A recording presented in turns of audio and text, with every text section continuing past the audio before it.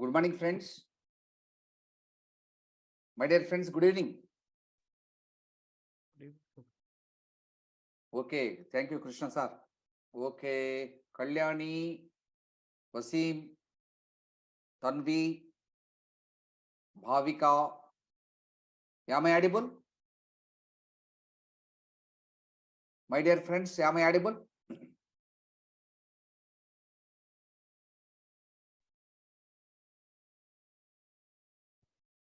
Kalyani, am I audible?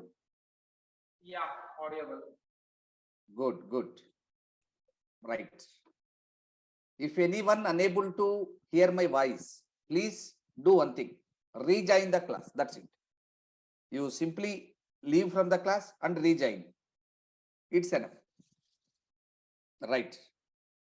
First of all, good evening once again. Let me introduce. My name is M.C.P. Saheb.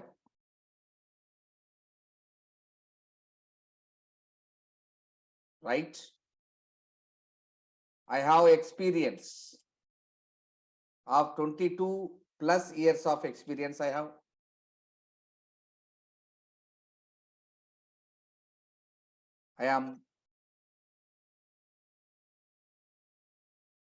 I completed my M.Tech and I am pursuing PhD in the stream of CSC.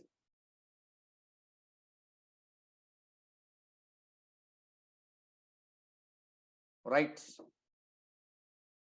I can teach the subjects like C language, C++, Java language, Python language, advanced Java, advanced Python, data structures, and web technologies.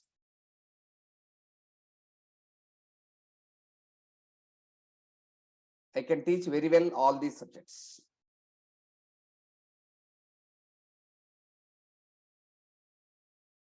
Right. Today I am going to explain you the history of C. Before going to that, I will explain you the syllabus within a minute.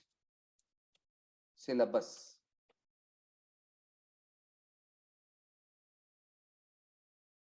I will teach you the fundamentals. Fundamentals of C.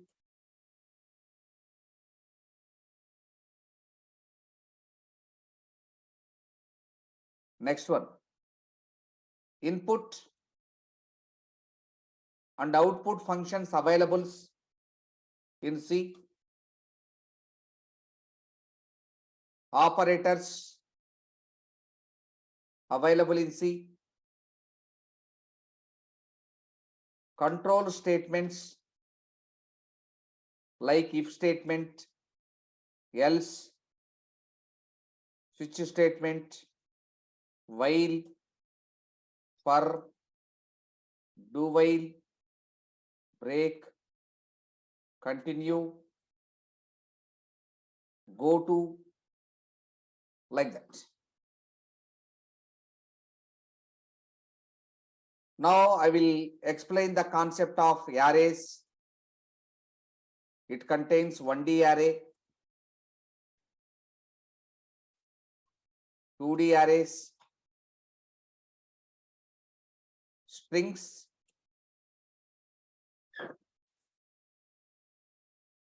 then I will explain structure,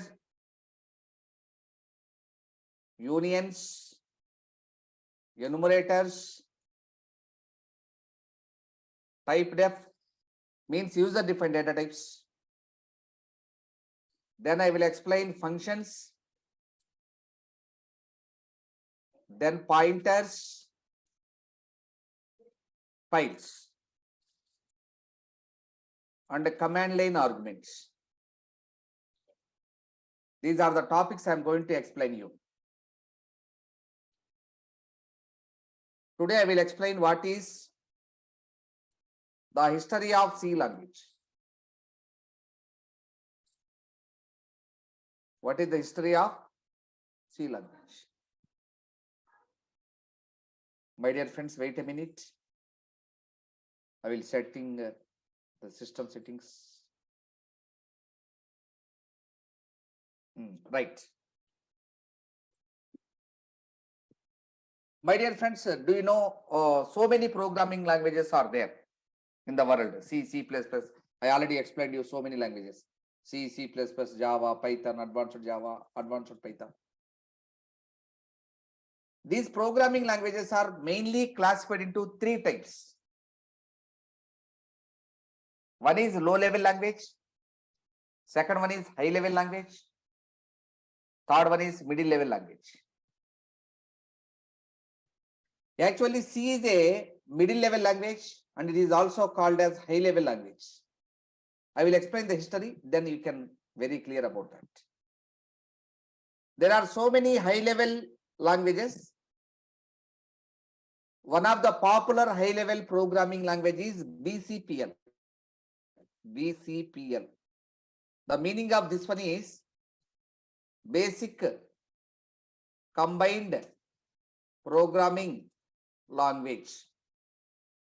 It is the BCPL stands for basic combined programming language. It was developed by Martin Richard.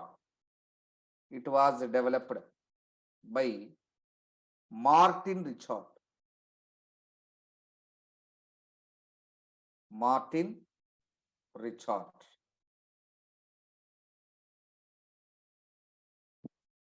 At this time, at the development of BCPL, there is one operating system. That operating system is called as DOS, disk operating system, DOS.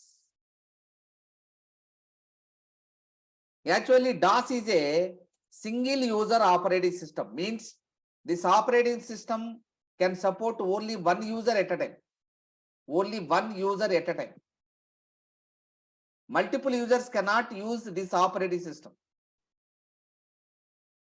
Single user operating system is a less sufficient to use multiple users. So then they need to develop a multi-user operating system. Multi-user operating system. To develop this multi-user operating system, they used to write code by using BCPL. After some time, they came to know this language is not enough to build a multi-user operating system. Then they want to develop a new programming language, and successfully they developed and named it as B. So from BCPL, they developed B language. So we have to write like this: BCPL led to B. It was developed by the developer of B is, it was developed by Ken Thompson. Ken Thompson. What is the motto to develop B language? Their aim is to build a multi-user operating system. By using B, they developed one multi-user operating system. The name of that is called Multics. Now you are using Unix operating system, Linux operating system. It is the first multi-user operating system, Multics. Okay. They successfully developed BCPL. After that, they developed B also. Actually, BCPL and B, these two are typeless programming languages. BCPL and B are typeless. What is the meaning of typeless? Typeless programming languages means these two doesn't support data types. BCPL and B, these two doesn't support data types. So it is called as a typeless. What is the meaning of data types? Suppose whenever you go to a sweet shop, there are so many sweets. Whenever you go to a hotel, there are so many types of tiffins like idli, vada, dosa, puri, like that. Those are the types of tippings. In the same manner, in data also there are some types. Those are called data types. These BCPL and B doesn't support data types. So it is called as typeless programming languages. Then there is a person called Dennis Ritchie. Dennis Ritchie. He developed a new programming language which support data types and named it as C. What is the next language? After B, he named it as C. So B led to C. From B language, C language was developed, led to C. Who is the developer of this one? It was developed by Dennis Ritchie in the year of 1972 at AT&T Bell Laboratory. It is a laboratory name, Bell Laboratory. On a computer which is having Unix operating system, on Unix machine.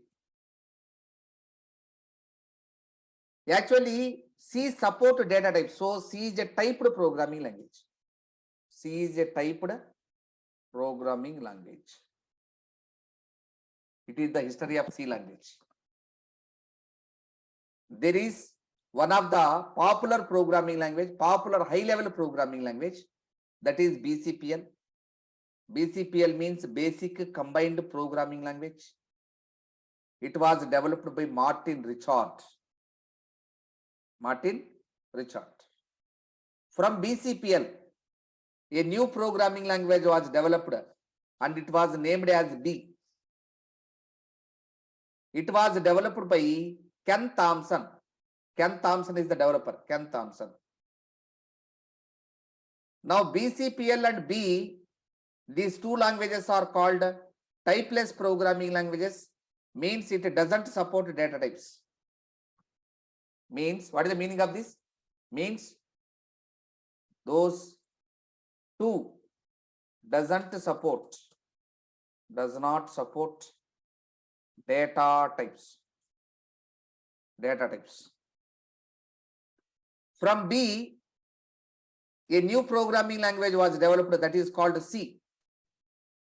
It was developed by Dennis Ritchie in the year of 1972 at AT&T Bell Laboratory on a computer which is having Unix operating system on Unix machine. C is a typed programming language. What is the meaning of that? Means it supports data types. A language which supports a data type is called as typed programming language. A language which doesn't support data types is called as typeless programming language. Right. Now it is about the history of C language. Right. My dear friends, you better to note on this. First 5 classes are the demo classes. From 6th class onwards, okay, I will create a WhatsApp group to you and I will send this material to you every day. Until that, you better to note on this, right? These notes, okay? Please, my dear friends, all of you note on this history of C language.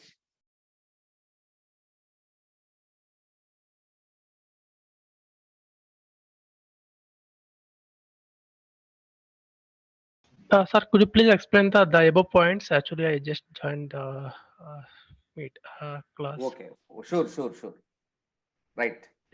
There are so many high-level programming languages are there. One of the important high-level programming language is BCPL. It stands for Basic Combined Programming Language. This language was developed by Martin Richard. He is the developer of the BCPL. From BCPL, a new programming language was developed that is called B. And it was developed by Ken Thompson. Actually, I explained BCPL and B. These two are called typeless programming languages. The meaning of typeless means it doesn't support data types, does not support data types. That is called typeless programming languages. From language B, a new programming language was developed that is called C. C was developed by Dennis Ritchie. He is the developer. C was developed in the year of 1972 at AT&T Bell Laboratory on Unix computer, on Unix machine. Actually, C is a typed programming language, means it supports data types. Clear? Yes, sir. Thank you. And what about the above points? I think I can see some points in the No, above it is the also. syllabus. It is the syllabus. That's the syllabus. Okay. Oh, okay. Okay. Yeah, thank you. You need to write from here only. Okay, thank you.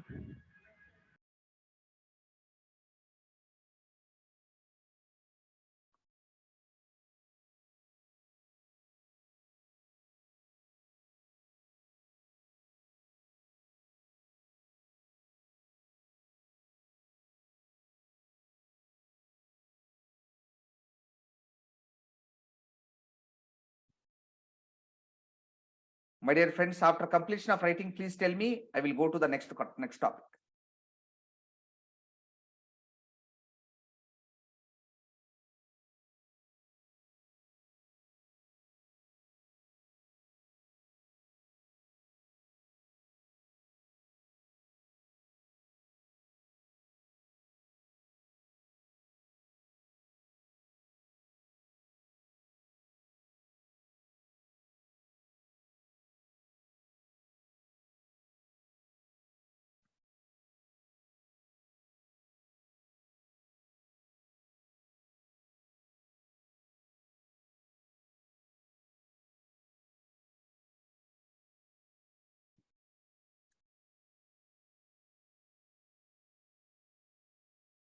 Okay, done. Very good. Now, can I go to next one? Can I go to the next topic? Yes, sir. Yes. Good. Now, the next question is, what is C? What is the meaning of C? What is C? Actually, C is called high-level programming language. But C supports the features of low level also. So C is a middle level programming language. C is called as high level as well as middle level programming language.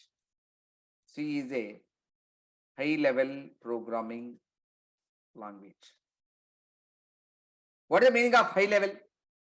High level means, good. High level means we can write the programs by using simple English words.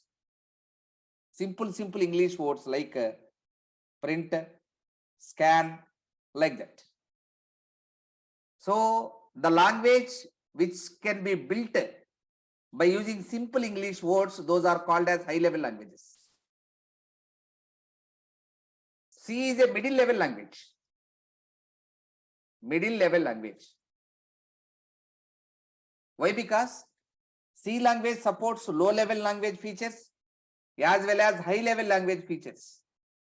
So it is called middle level language. C is a POP. POP means procedure oriented programming language. C is a POP language, means procedure oriented programming language. The meaning of this one is it gives more priority to procedure. It gives less priority to data. So it means, what is the meaning of this one? Procedure oriented means, it means it gives more priority to procedure. It gives more priority to procedure, but less priority to data. It is called the meaning of that.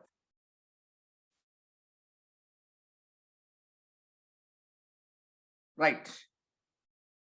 C is a typed programming language. What is the meaning of this one? It supports data types. C is a case sensitive programming language. What is the meaning of case sensitive means?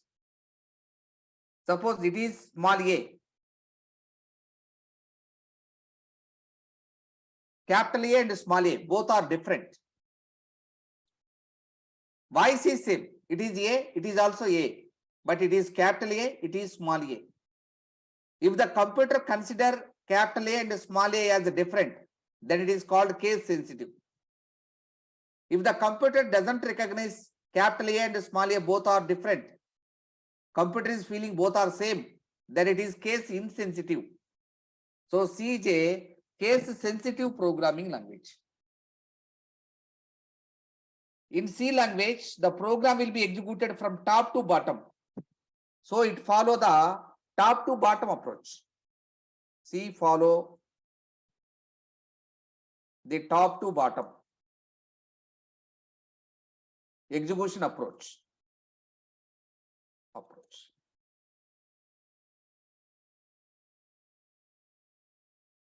C is a structured programming language. Structured programming language. C program has a specific structure. You cannot write, you have to remember the procedure also. How to write the program, first what to write, then what to write, then what to write, then what to write. Top to bottom, you have to follow the sequence also.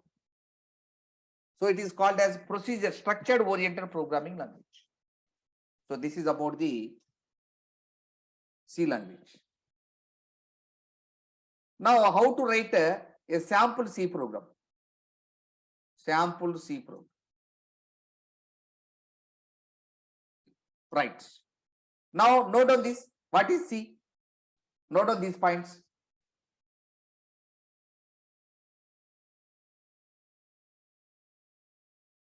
Note on these points.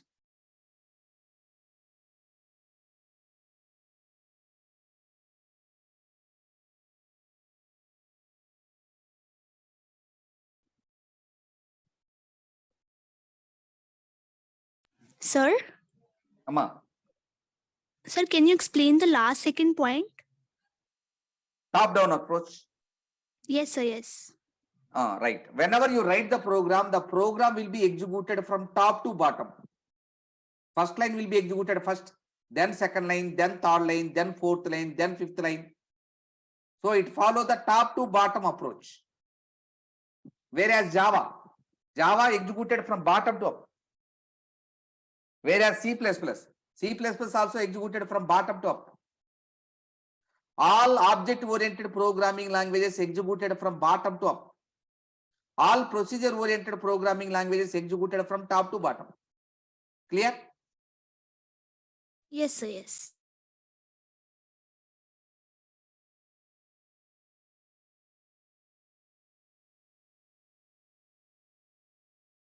My dear friends, you please all of you listen.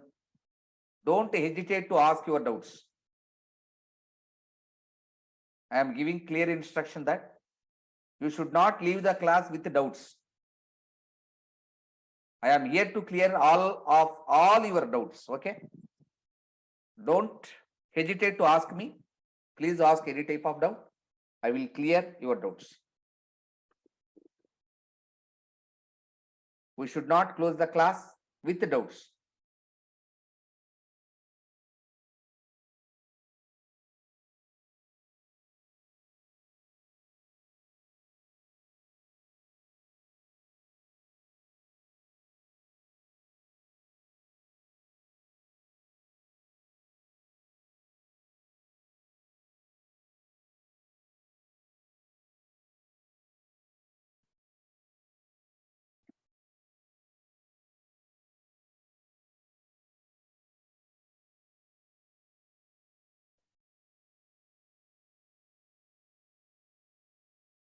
If you complete the writing, then I can go to the next topic.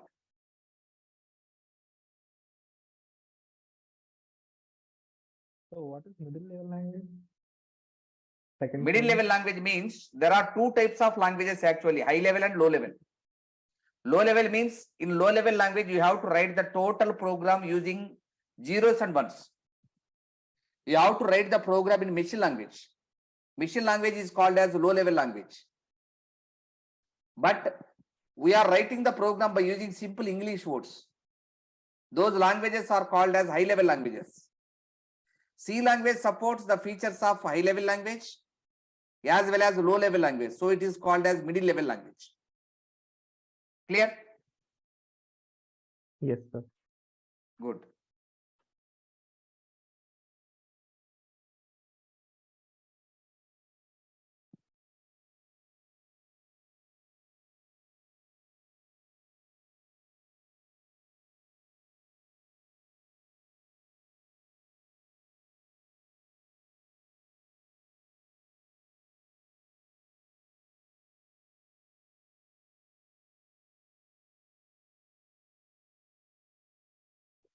After completion of writing, ping a message.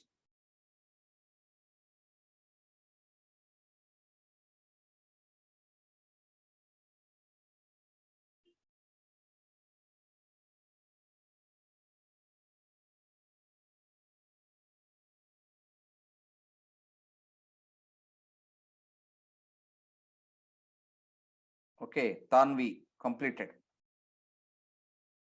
Right? Can I go to next one? Yes, sir. Okay, good.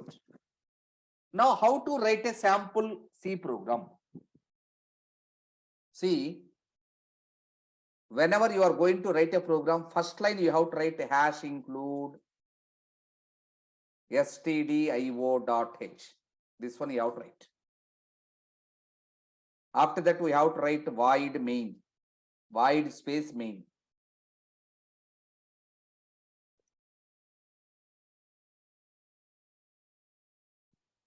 After that, we need to start the curly brackets. We need to close the curly brackets. In between these two curly brackets, you have to write the solution for the program. That solution is called as processing statements. Processing statements. Right. It is the sample C program. Now, what is the meaning of this one? This line, it is called as include statements. What is that? It is called as include statements. Include statements. It is called as the main method. The solution, it is called as processing statements. So in any C program, you can see three types of statements. One is include statement. Second one is main method. Third one is processing statement. Right. Now tell me what I explained. In any C program, we can have three types of statements. What are those? First one is include statements. Second one is main method. It is also called as main function. Third one is processing statements.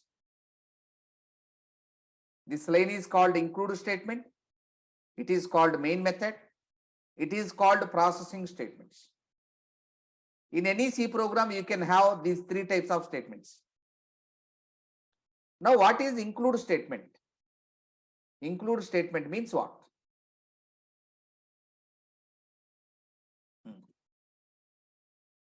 I will give an example before going to explain what is include statement. Suppose I want to do a function at my home. Then I need some chairs, some tables, some tent, From where I have to brought all these things?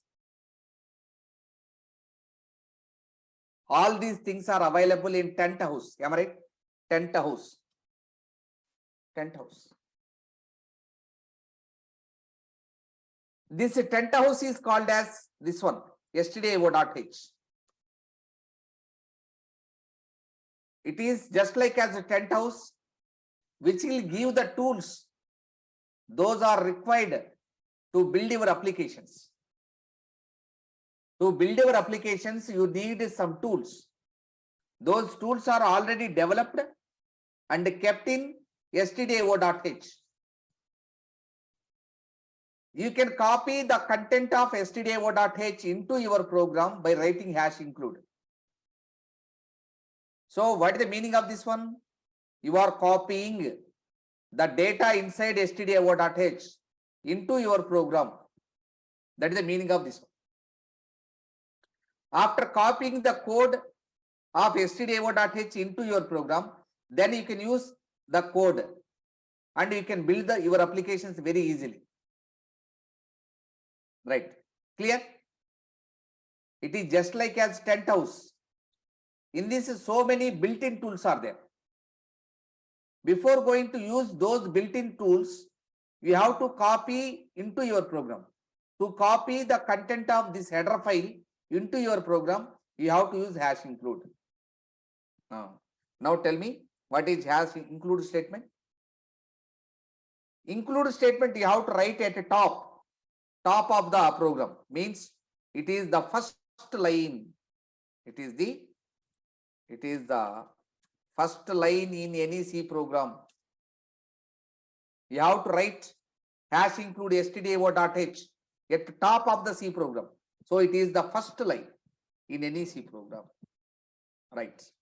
It always begins with a hash symbol. It always begins with a hash symbol. Begins with hash. Symbol name is. What is the use of this line? It is used to copy the content of this file into your program. So it is used to copy the content of which file? stdio.h. It is the file name into our program. Into our program. It is also called as one more name. The name is preprocessor directive. Preprocessor directive. It is also called as preprocessor directive. So it is also called as preprocessor directive. What is the meaning of preprocessor? Preprocessor means it will execute before the main method. So in your 10th class, you write pre-final examination. Am I right? What is the meaning of pre-final? Before final exam, you write one exam that is called as pre-final. This line execute before the main method. So it is called preprocessor. Processing means execution. So preprocessor means it will be executed before the main method, means compilation time. It will be executed. It will be executed at compile time. Compile time. What is the meaning of compile? See, it is the program you write. It is in English, am I right? Computer cannot understand English, no? Computer can understand only the language that is 0 and 1. Computer can understand 0 or 1. It cannot understand ABCDs, void, main, it doesn't understand. Then what to do? We need to convert this program into machine understandable. That conversion process is called as compilation. After converting your program into machine understandable, then computer can understand and execute your program. So this line will be executed at the time of compilation, not at the time of running. So it is called preprocessor. Now what is the meaning of directive? Directive means it gives direction to compiler. What is the compiler? Compiler is a software which convert your program into machine understandable program. So it gives direction to compiler. So it is called as a directive. It gives direction to compiler. So it is called directive. Directive. Right. It is about include statement. Include statement. Now, what is the main method? What is the main method? Or main function means what?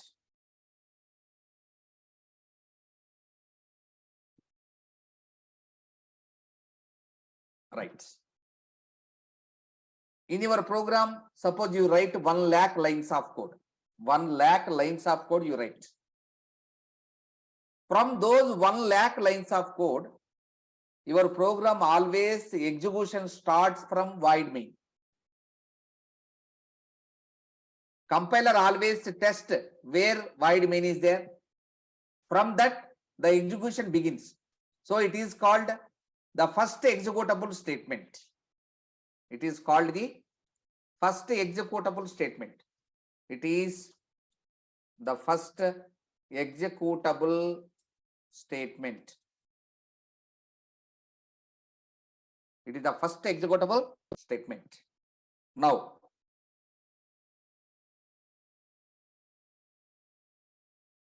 it is very, very important. Without main method, you cannot write C program. So it is very important. It is core. Core means very important. It is mandatory. Mandatory means it is compulsory. Without main method, your program will not be executed. So main method is compulsory. It is mandatory. You can write main method only one time. You cannot write multiple times. So it cannot be duplicated. It cannot be duplicated.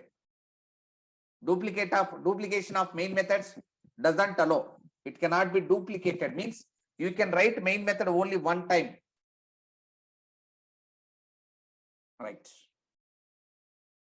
Now it is a user-defined function. It is a user-defined. User-defined means user means you and me.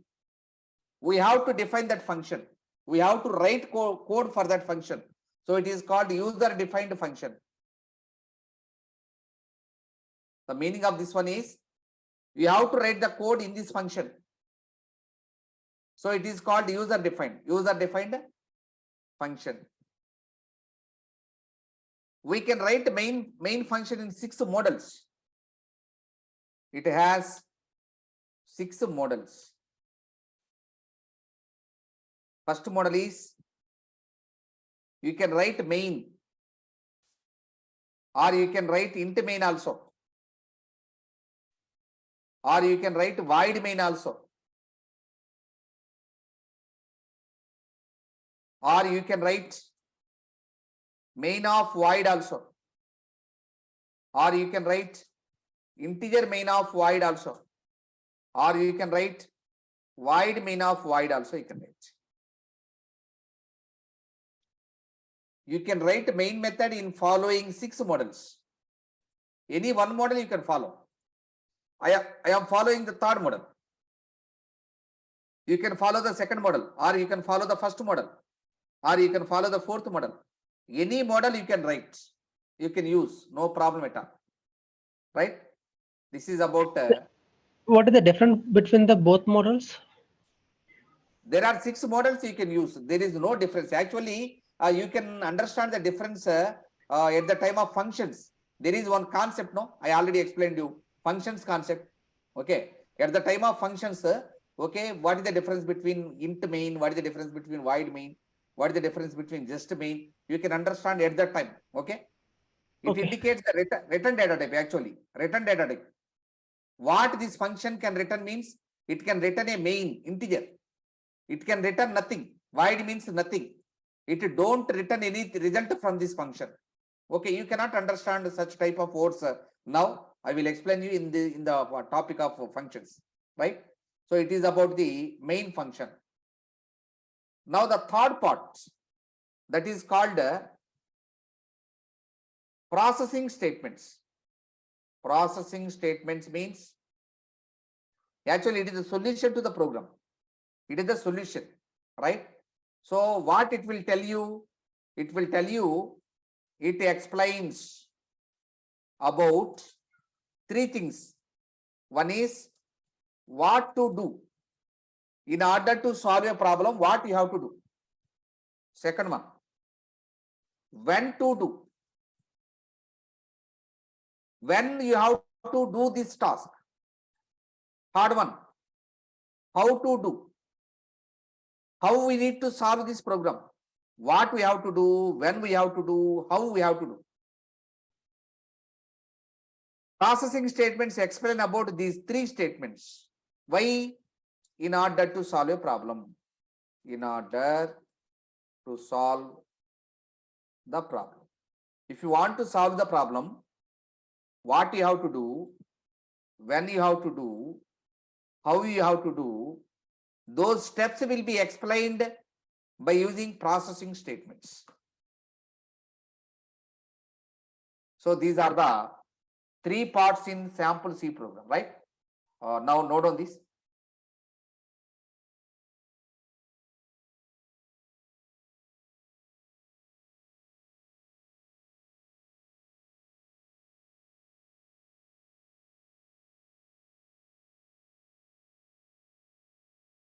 My dear friends, note on this.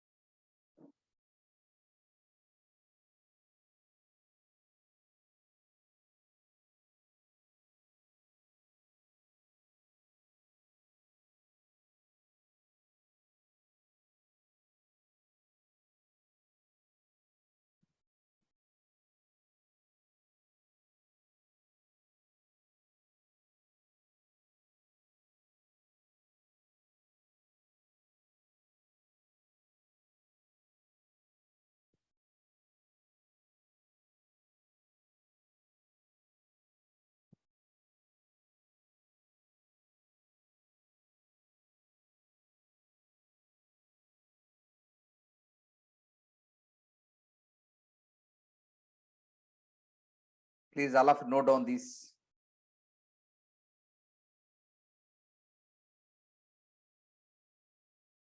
The different parts of C programming, C program.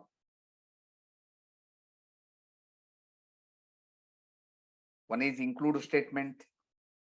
Second one is main method. It is also called as main function. Third one is processing statements.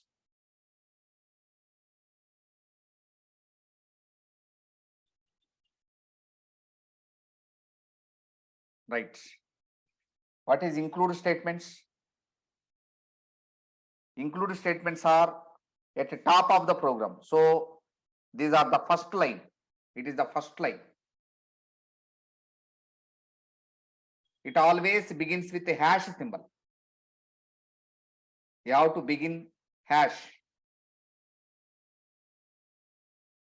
It is used to copy the code of stdio.h into your program. It is also called as preprocessor directive.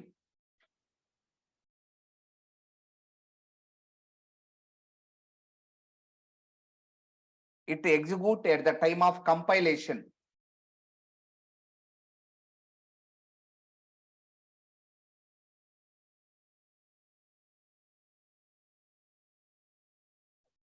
It gives direction to compiler.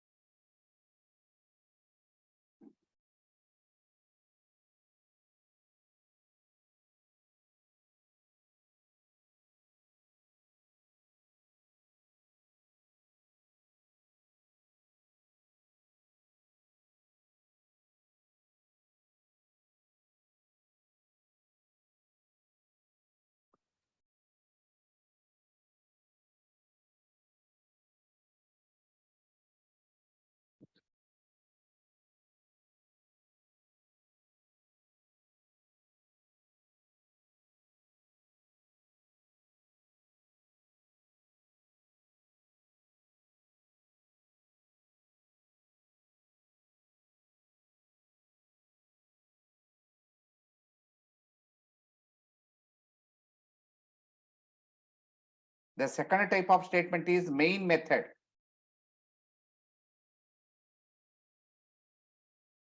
It will execute at the beginning. So it is called the first executable statement. It is very, very important. Means it is core. We have to write the main method. So it is compulsory. It is mandatory. You can write main method only one time. So it doesn't possible to duplicate. You need to write the code for main method. So it is user defined function.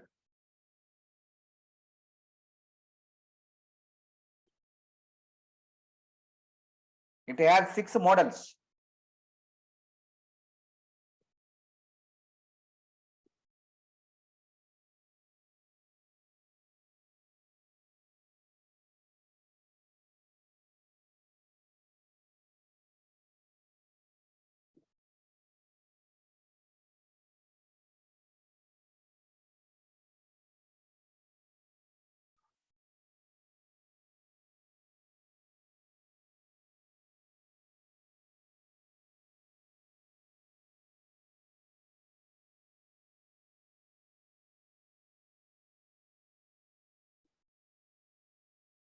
It has 6 models. One is main, second one is int main, third one is void main, fourth one is main of void, fifth one is int main of void, sixth one is void main of void. You can use the function in any one of the 6.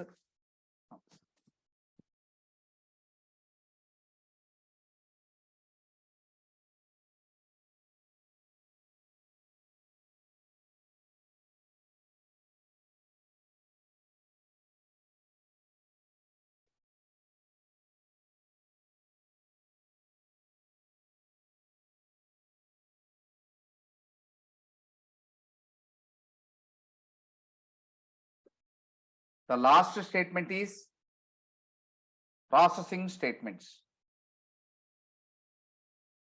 Processing statements.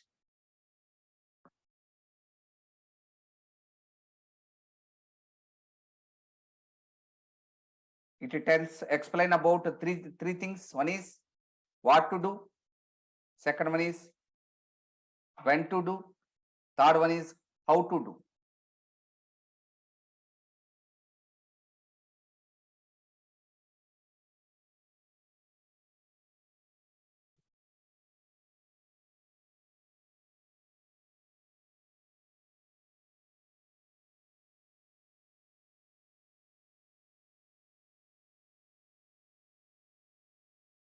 Right. With this, we finished this session. Tomorrow at same time at 8:30, we will meet again. Right.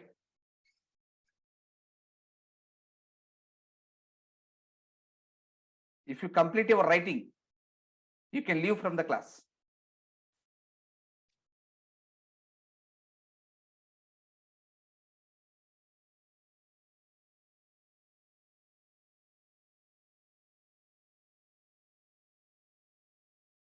If you have any doubt, you can ask, otherwise you can leave.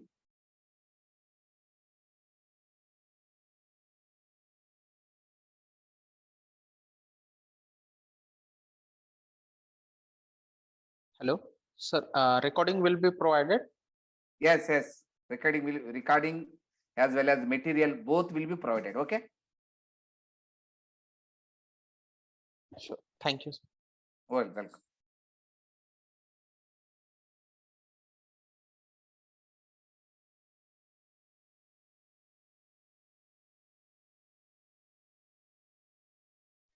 Thank you, sir. Thank you, ma.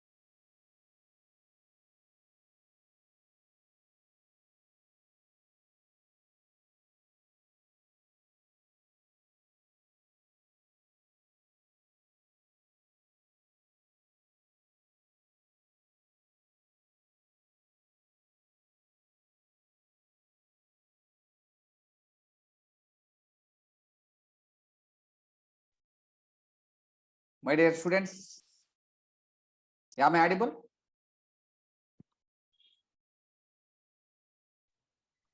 Yes, sir. Okay, right. Good. Now, in the last day, I explained you how to write the sample C program. Am I right? Hash include stdio.h. After that, we have to write main method. Within that, we need to write the code. Code is nothing but processing statements. Right. Today I will explain you what are the data types available in C language. Data types available in C language. What is the meaning of data type? Data type is nothing but what are the types available in C? What are the types available in data in C? So actually, whenever you see a keyboard, there you can see alphabets, digits, and symbols. Those are classified into 4 types. Those are called data types. Those are called data types. Now, serial number. I will explain the data types now. Data type. What is the size of each data type? What are the examples? Now, totally how many data types are there? C language supports 4 data types. So 1, 2, 3, 4. 4 data types are there. What are those? Characters, integers, float, and double. Right. Now, what is the meaning of character? Character means alphabets.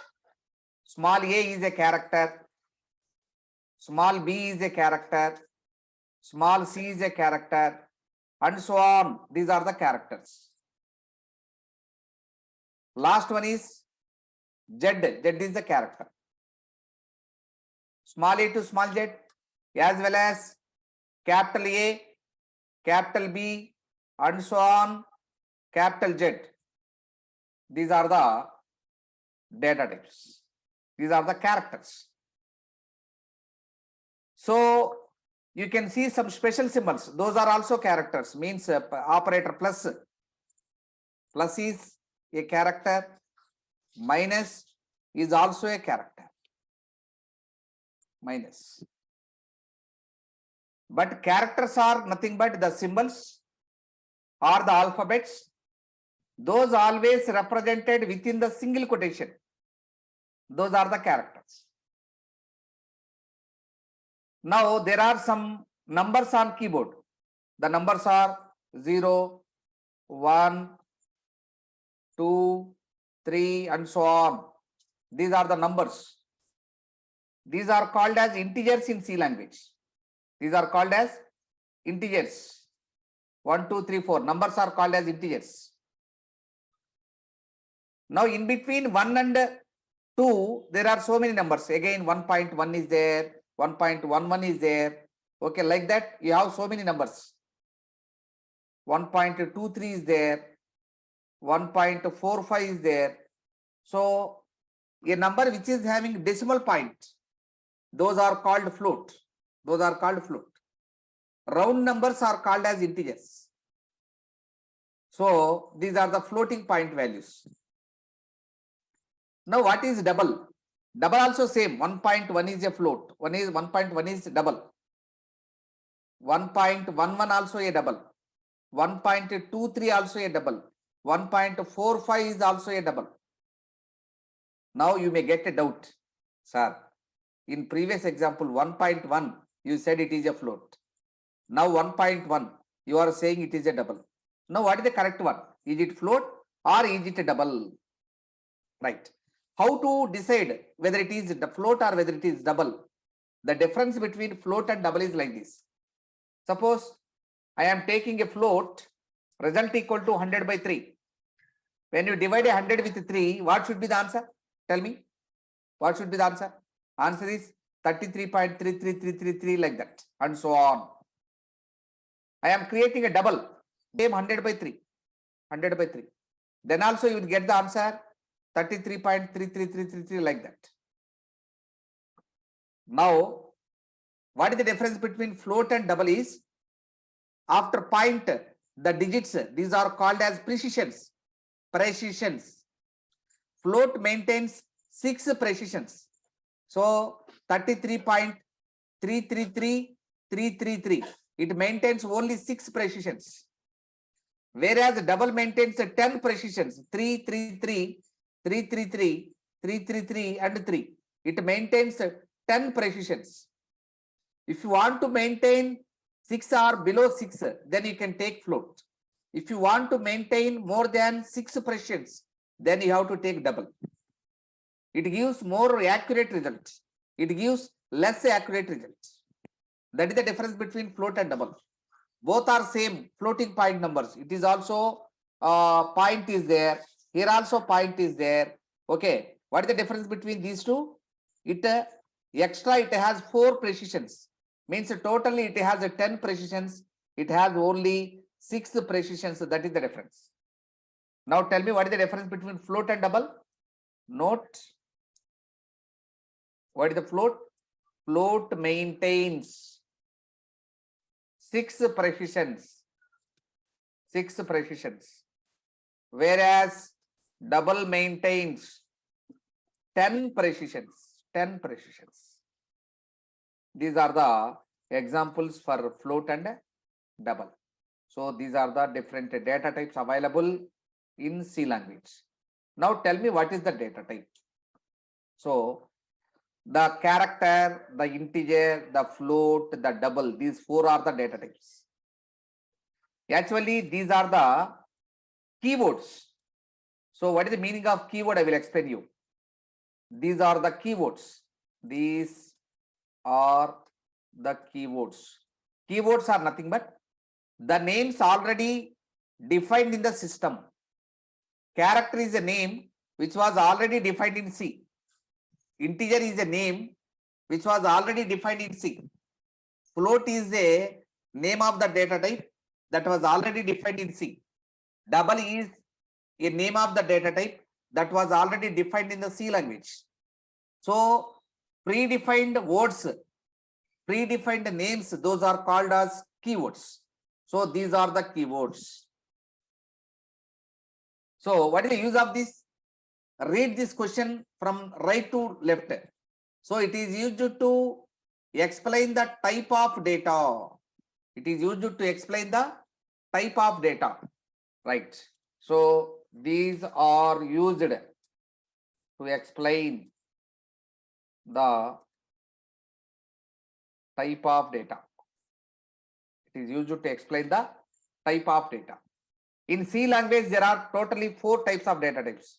C supports 4 types of data types, right?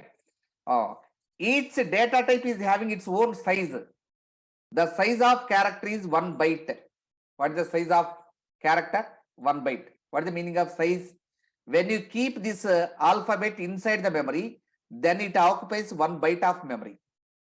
What is the size of integer? Size of integer is 2 bytes. In some systems, it also 4 bytes.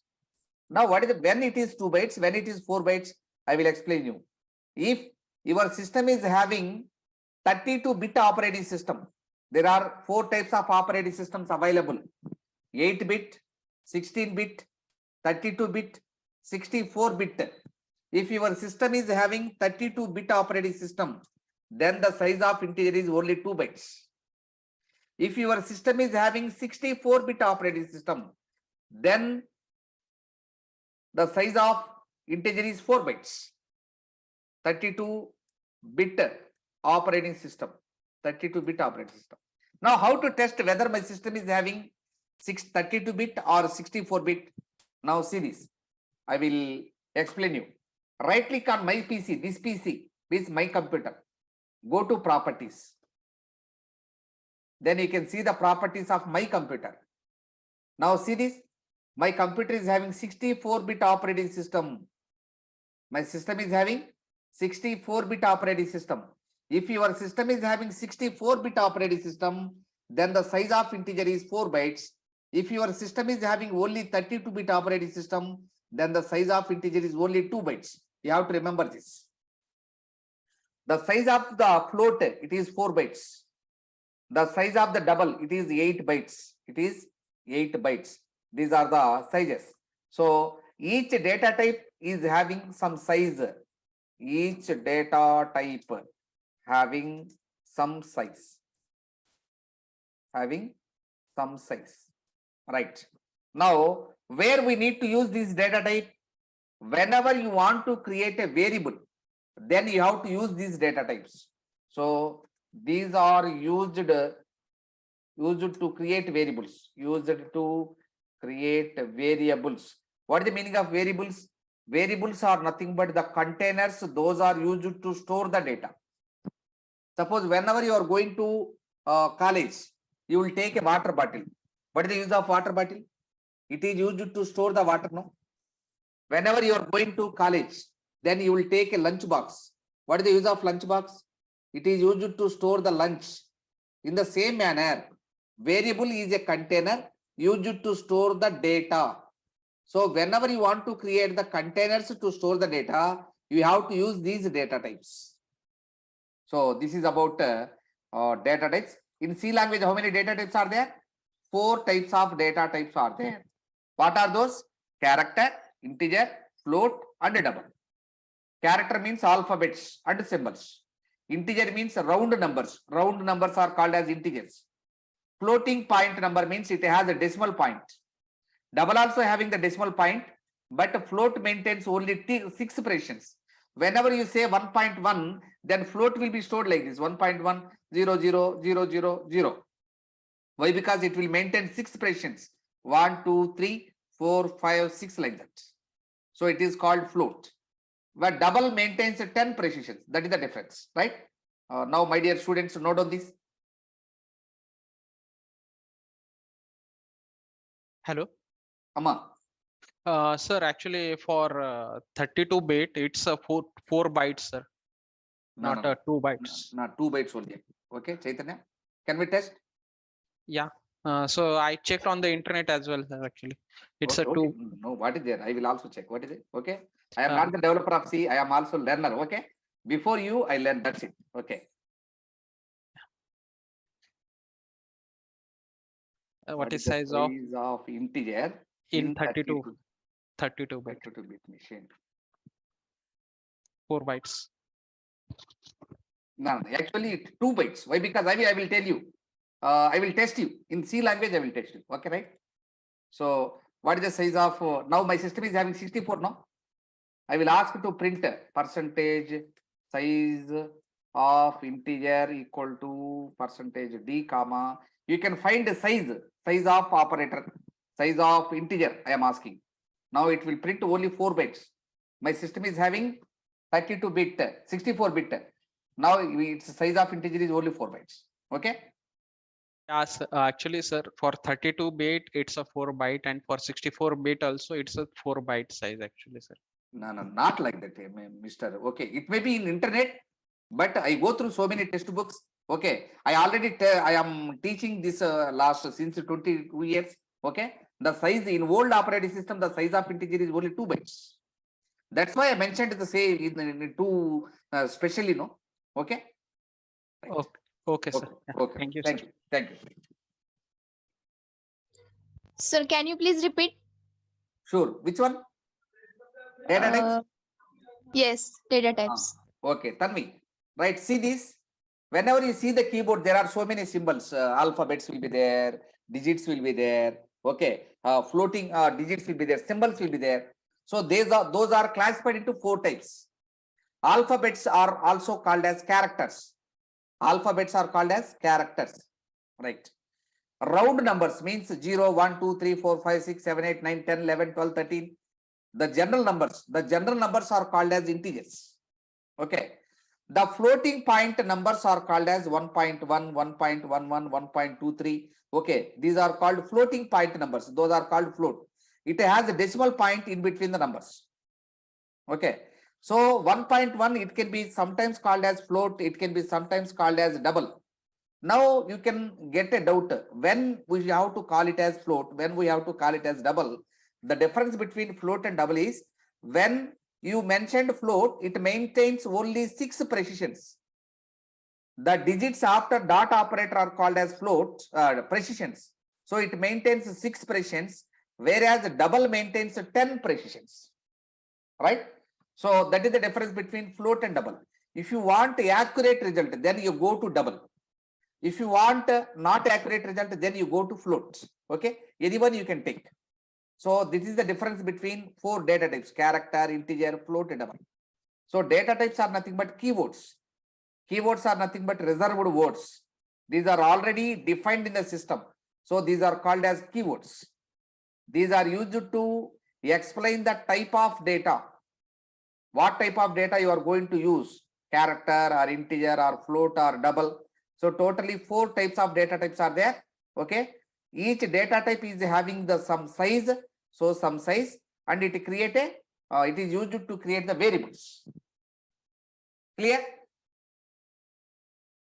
Are we clear? Yes, sir. Okay, Yes, sir. good, Yes, sir. Clear. good. Note of this.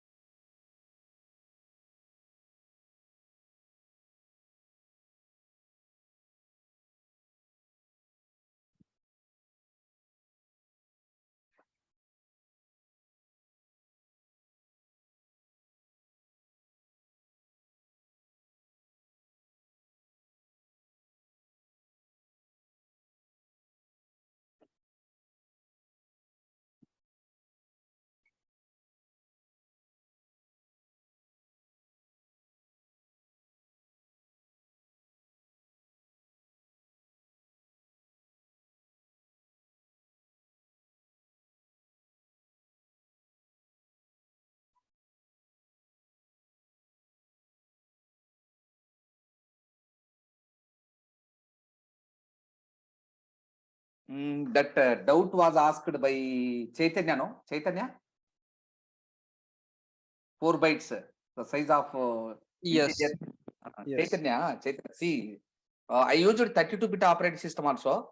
I am using 64-bit operating system also. At the time of 32-bit operating system, the size of integer is only 2 bytes statement. Clear? Okay, sir. Okay, right.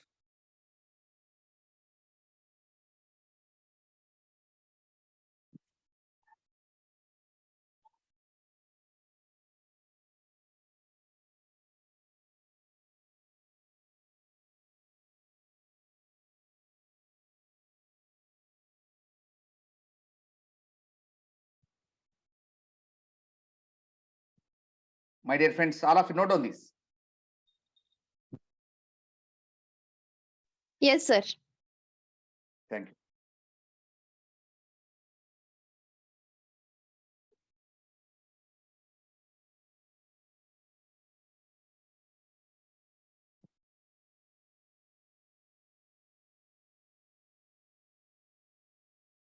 Sir, can you scroll down? Sure, sure.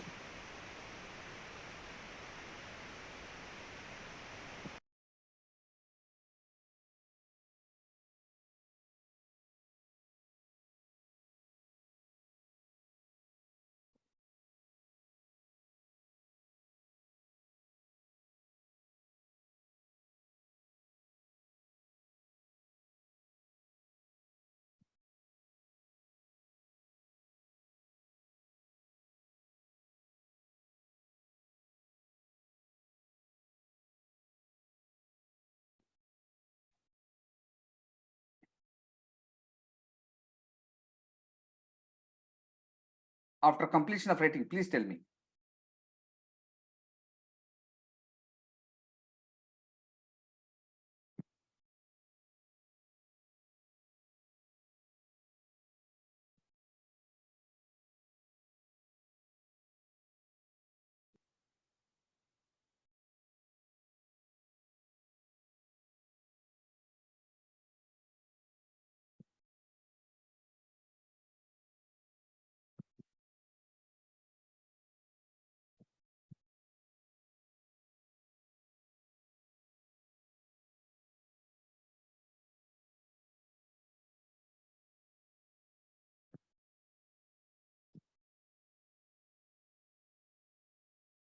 My dear friends, after completion of writing, please tell me. I will go to the next concept. Completed, sir. Good. Now, my next concept is what is modifier? Modifiers. See, my dear friends, what is the size of integer? The size of integer in 32-bit operating system is only 2 bytes. Now, in 2 bytes of memory, we can store minus 32,767 to 32,767. It is 68. It is 67. You can store only the data in between this range. Suppose what is the meaning of this one? I will explain here. Suppose 32-bit operating system means your system is having like first bit, second bit, third bit, fourth bit, like that. It start with 1. Now it's double 2, it's double 4, it's double 8. In this way, if you write 32 bits, then final value is, this is the final value, 32,767. 767 plus 32,767 to minus 32,768. In between these two only we can store. I will give an example for this. Suppose there is a water bottle which is having 2 liters capacity. In that 2 liters water bottle, how much of water you can store? Up to 2. Very good. Up to 2 liters you can store. Suppose you pour beyond 2 liters. I pour 3 liters. Then what happens? It will fall down. Very good. 2 liters will be stored and remaining 1 liter will be wasted. Am I right? In the same manner, if you store 40,000 in an integer variable, 40,000, it can store up to 32,000. It cannot store up to 40,000. So some data will be lost. To avoid this, what we have to do? We have to modify the meaning of data type. We have to modify the meaning of data type. To modify the meaning of data types, we need to use the modifiers. Now, what is modifier? Modifier is a keyword. It is also a keyword. Means these are already defined in the system. So it is also a keyword.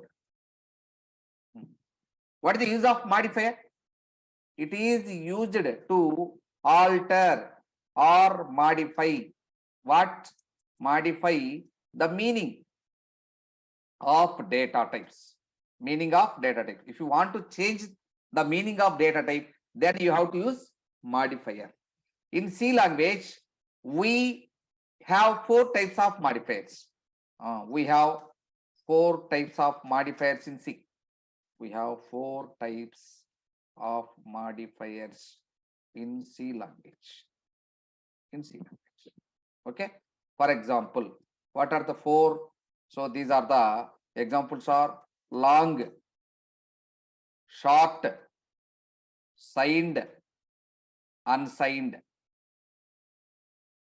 These are the 4 modifiers we need to use. Right? If you want to increase the size of integer, then we have to use a long integer. If you want to decrease the size of integer, then you have to use short integer. If you want to store only negative numbers in integer, then you have to use signed integers. Sign means negative numbers. It has sign, minus sign. If you want to store only positive numbers, then you have to use unsigned integers. So these 4 are the modifiers available in C language. Explanation. Like long integer, short integer, signed integer, unsigned integer, like that. This is about the modifiers we need to use to modify the meaning of data types. So these are the keywords. Those are used to modify the meaning of data types. These should be used only with data types. Right? So note on this.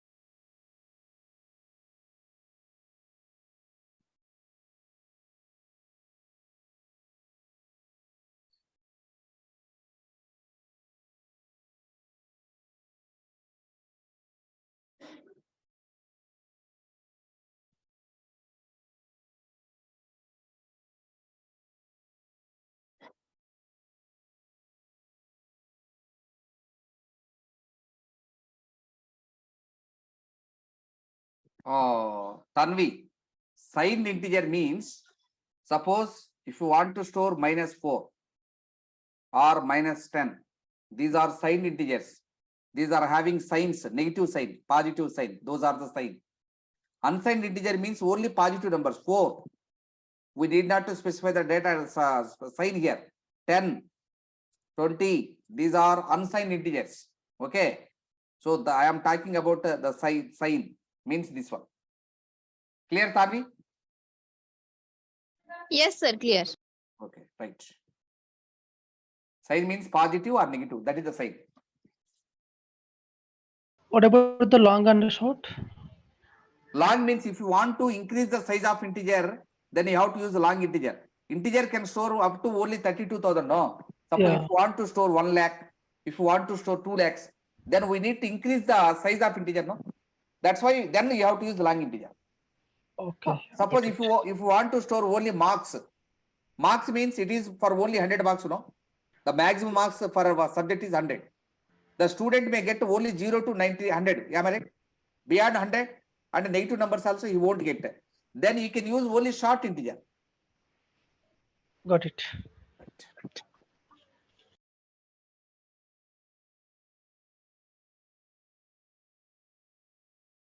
My dear friends, tell me after completion of writing. Completed, sir. Good. Now the next topic is variables. What is the meaning of variables? My dear friends, so I already explained you what is variable in previous example, right? What is a variable? Variable is nothing but a container which is used to store the data. It is just like as college bag. It is just like as water bottle. It is just like as lunch box. Okay, right. It is just like as luggage cover, right? So what is this? It is a container.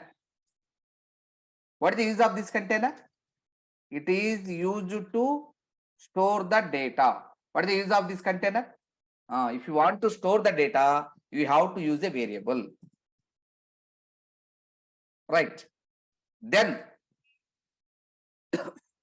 in a variable, it can store only one value.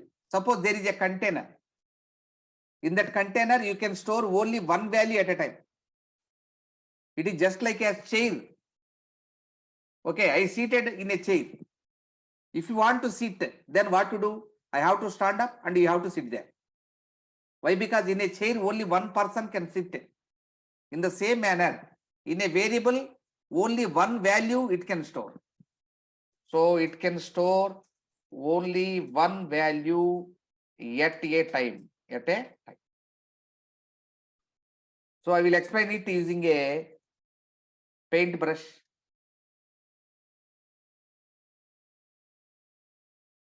Right. Here is the paint.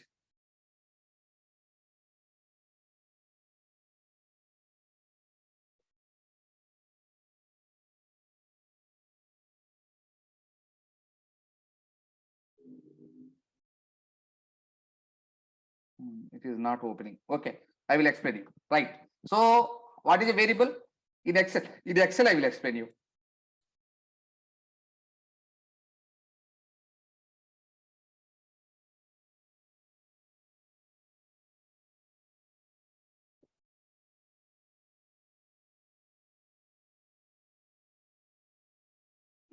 Right. Suppose I want to store a data, then I need to use a container like this. In this container, I am going to store the data. I want to store one more value, then I have to create one more container. Here I am going to store one more data. Suppose here also I am going to store one more data. So I have to create three variables. Where variables will be created? Variables will be created inside the memory. Data will be stored inside the memory. Variables also created inside the memory. So variables will be created inside the memory.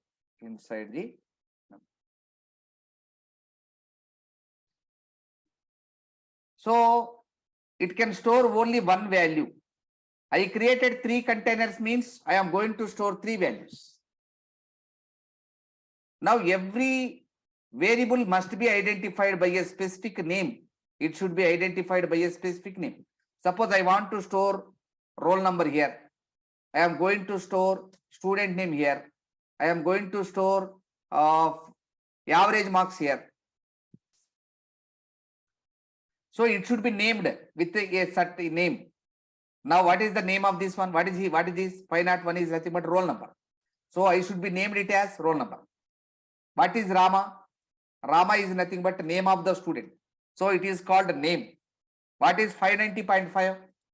It is called as average marks. So every variable must be identified with a name, specific name. So it should be identified by a name,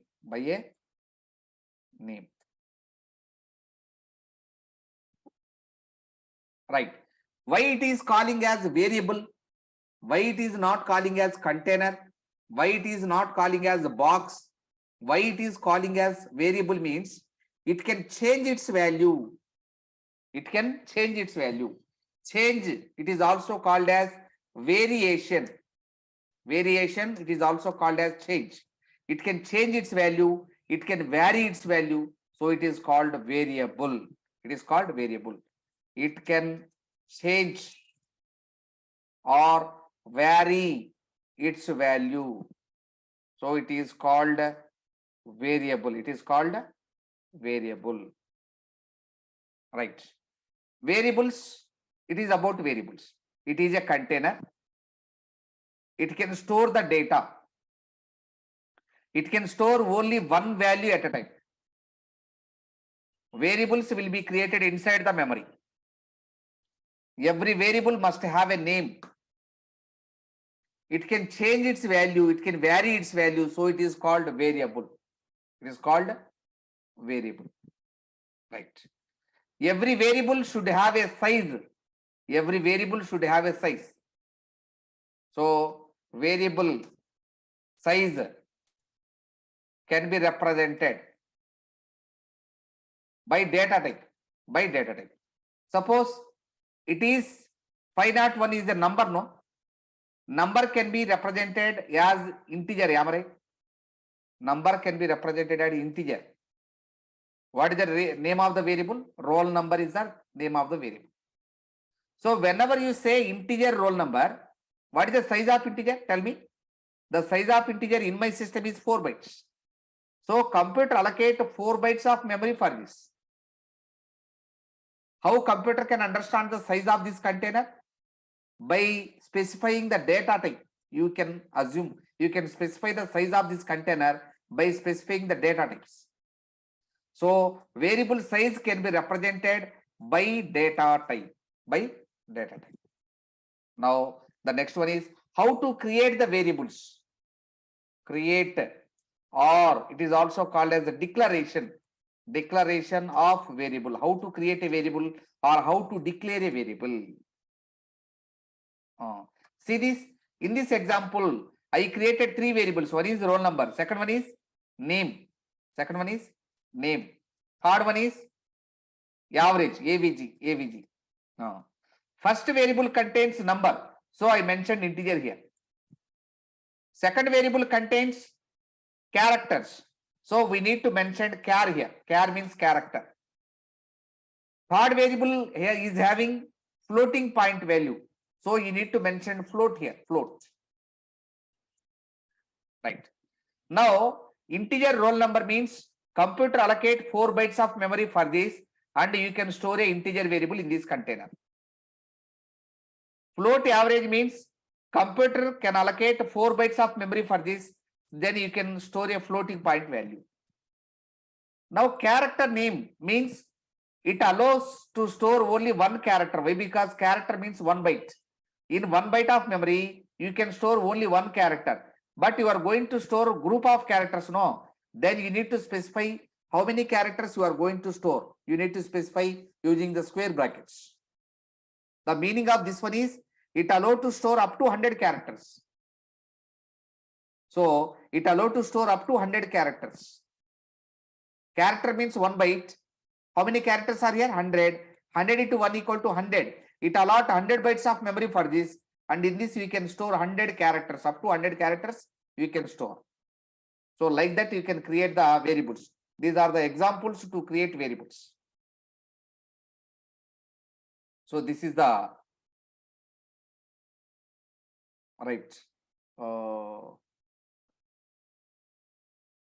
This is the memory diagram.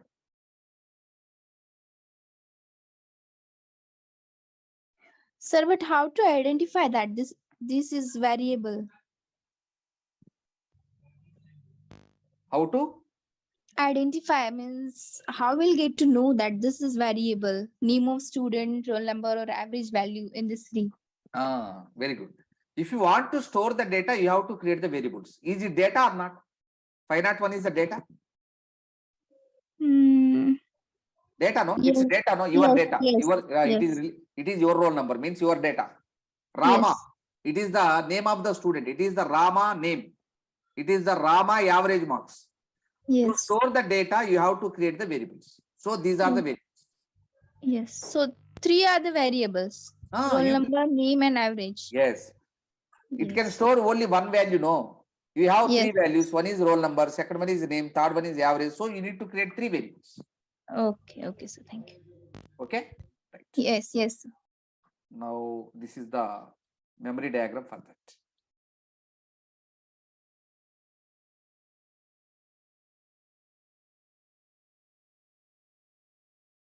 Right. This is the memory diagram. Now tell me how to create a variable. To create a variable, we need to use data type as well as variable name. It is the data type. Integer is the data type. Roll number is the variable name. With the help of data type and variable name, you can create a variable. So we can create or declare a variable using data type and variable name. You have to use the data type, you have to use the variable name, right? Then only you can create a variable. Now syntax means how to write. It indicates syntax. First of all, what you need to specify? Integer. What is the integer? Integer is nothing but a data type. First you need to specify the data type. Then what is roll number? Roll number is nothing but the variable name. What name you want to keep for that variable? Variable name you need to specify. First of all, you need to specify the data type, then variable name and data type, right? With these two values, you should know the data type, you should know the variable name, then only you can create the variables. Otherwise, you cannot create the variables. So is it clear how to create the variables? My dear friends, is it clear? Yes, sir. Right. Now, third one is, while naming the variable, there are some rules and regulations you have to follow. Those rules and regulations are called as scope rules of variables. Scope rules of variables means the rules we need to follow while naming a variable are called as scope rules of variables. Oh, sorry. Okay, it is the example. No, it is the example. It should be here. Right. Now, what is the scope rules of variable? I will explain you. The rules, those should be followed while naming a variable are called scope rules. Scope rules. These are the scope rules. First rule is the variable name, it should begin with alphabet or underscore. Now I will explain what are the valid variable names, what are the invalid variable names using the table. Then you can get a clarity, right? So here I am going to clear a valid variable name. Here I am going to explain you invalid variable names. So number one, it is valid. First number, it is invalid. Why? Because it should begin with alphabet or underscore, but it is beginning with a digit, no? So it is invalid. So what is the first rule? Variable name must begin with alphabet or underscore. It should begin with alphabet or underscore. So it is okay. Underscore number one or underscore first number. It is also okay. Underscore first number. Why? Because it always begins with alphabet or underscore. It is beginning with underscore, no? Now it is valid. It is invalid. First rule is clear. The second rule is it doesn't have any spaces. Suppose I want to create a variable with name odd number, odd number. It is having space, no? It doesn't have space. If it is having space, then it is invalid. So variable name should not have spaces. Should not have spaces. In your name, you have spaces. I am reading one name here, Bhavika Arora. Bhavika space Arora. Chaitanya Kalyani. Chaitanya space Kalyani. K Prasad. K space Prasad. In your name, you are giving space. But variable name doesn't have spaces. If you give space in variable name, then it becomes invalid. Right? It is the variable name should not have spaces. Variable name should not have special symbols. Should not have special symbols. Except underscore. Except underscore, you should not use any special symbol. Means odd at the rate of number, it is invalid. Odd minus number, it is also invalid. What is valid? Odd underscore number, it is valid. It allows only underscore. Except underscore, you should not use any special symbol in variable name. Next, it should not be a keyword. It should not be a keyword. Keyword means there are 32 reserved names in C language. You should not use those 32 as a variable names. Suppose character, it is a variable name. Data type, it is a data type. You should not use character as variable name. Why? Because it is a keyword. Integer, it is also you should not use. Float, you should not use. Double, you should not use. Long, you should not use. Short, you should not use. Signed, you should not use. Why? Because these are reserved words, means keywords. So you cannot use keywords as variable names. The last one is the length of the variable does not exceed 32 letters. The maximum length of the variable is only 31 character. So its length should not exceed 31. Its length should not exceed 31 characters. Right? These are the some rules. Those are used while naming the variables. Right? Now, my dear friends, note on this. From variable, please all of note on.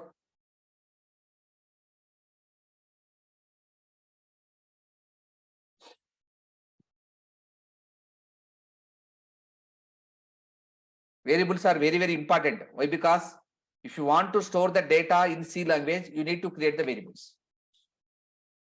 So simply variable is nothing but a container to store the data. That's it.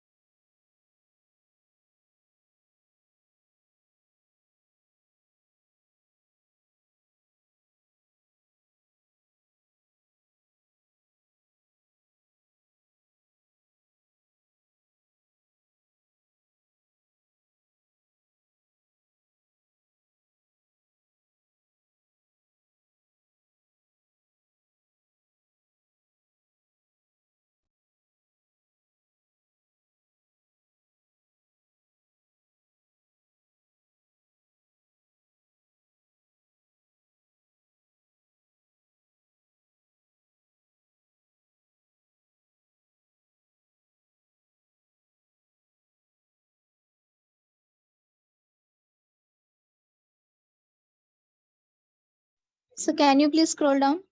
Sure, ma, sure.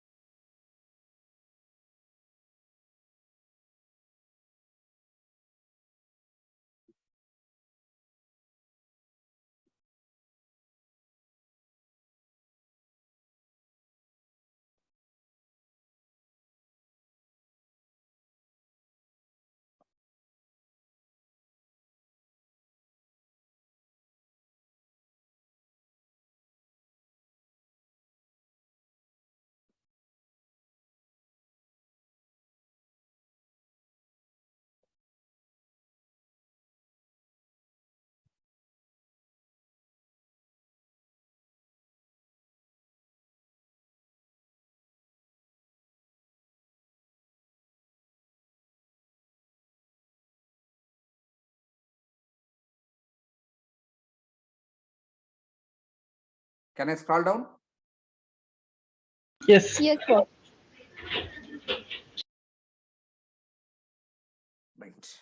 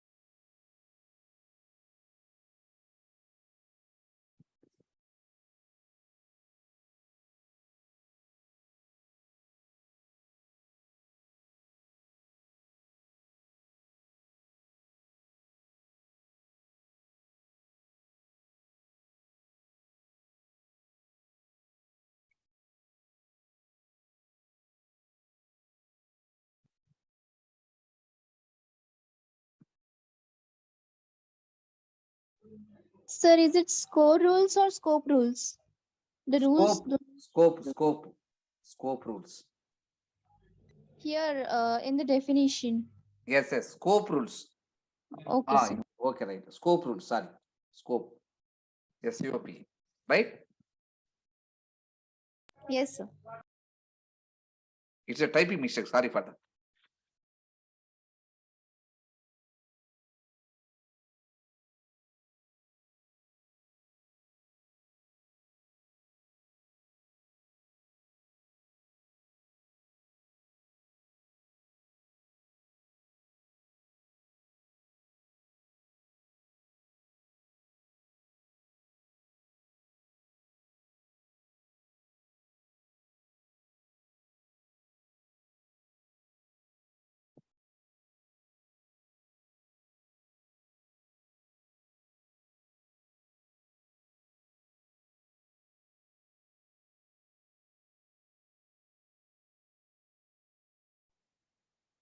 So scroll up.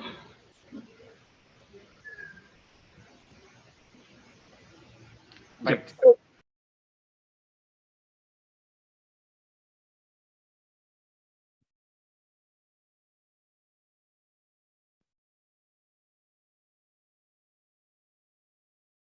My dear friends, please wait. I will send this document to you.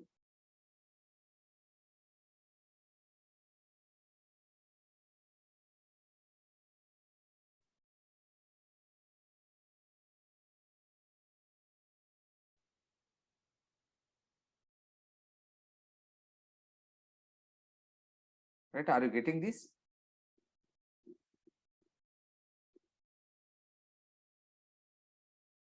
Are you able to see my file or not able to see?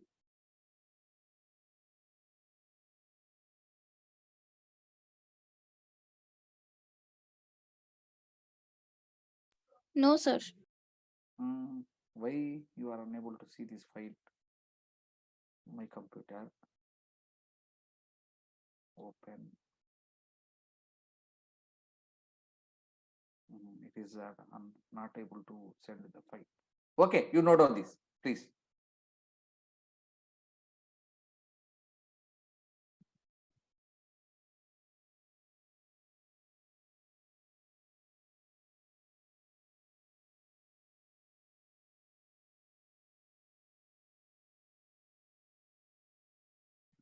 Right after completion of writing, please you can leave from the class.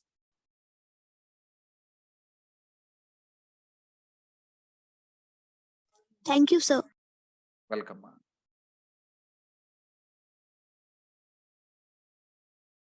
Thank you, sir. Thank you, sir. Welcome, welcome.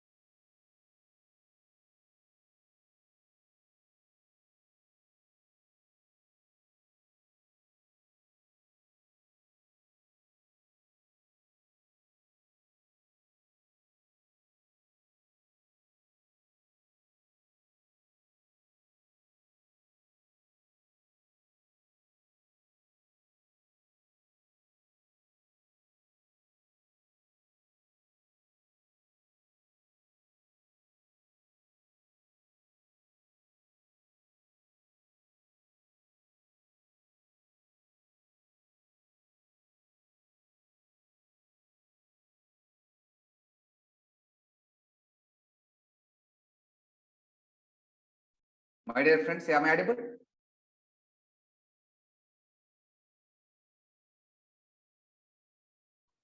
Yes. Good, Chaitanya, thank you. Now, today, I will repeat the last class for 2 minutes. Data types. In any organization, data is very, very important. Data means, suppose take to my class, how many students are here? Okay, what are your contact numbers? How much you paid? How much you not paid? Okay, that is very, very important for me. That is nothing but data. That data is classified into 4 types. Those are called data types, types in data. So those 4 types are, one is character, second one is integer, third one is float, fourth one is double. So these are already defined in the system. So these are called keywords. Keywords are nothing but the names, those are already defined in the system. Those are the keywords. These are used to explain the type of data. These are used to explain the type of data. In C language, we have 4 data types. Each data type is having the size. Each data type is having some size. The character When you keep a character inside the computer, then it occupies only 1 byte of memory. 1 byte. Suppose if you store a number means 0, 1, 2, 3, 4, all these are numbers.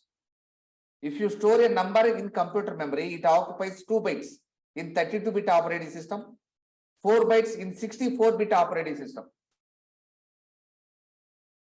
These are the round numbers. Suppose if you have dot operator means 1.1, 1.11, 1.23, 1.45.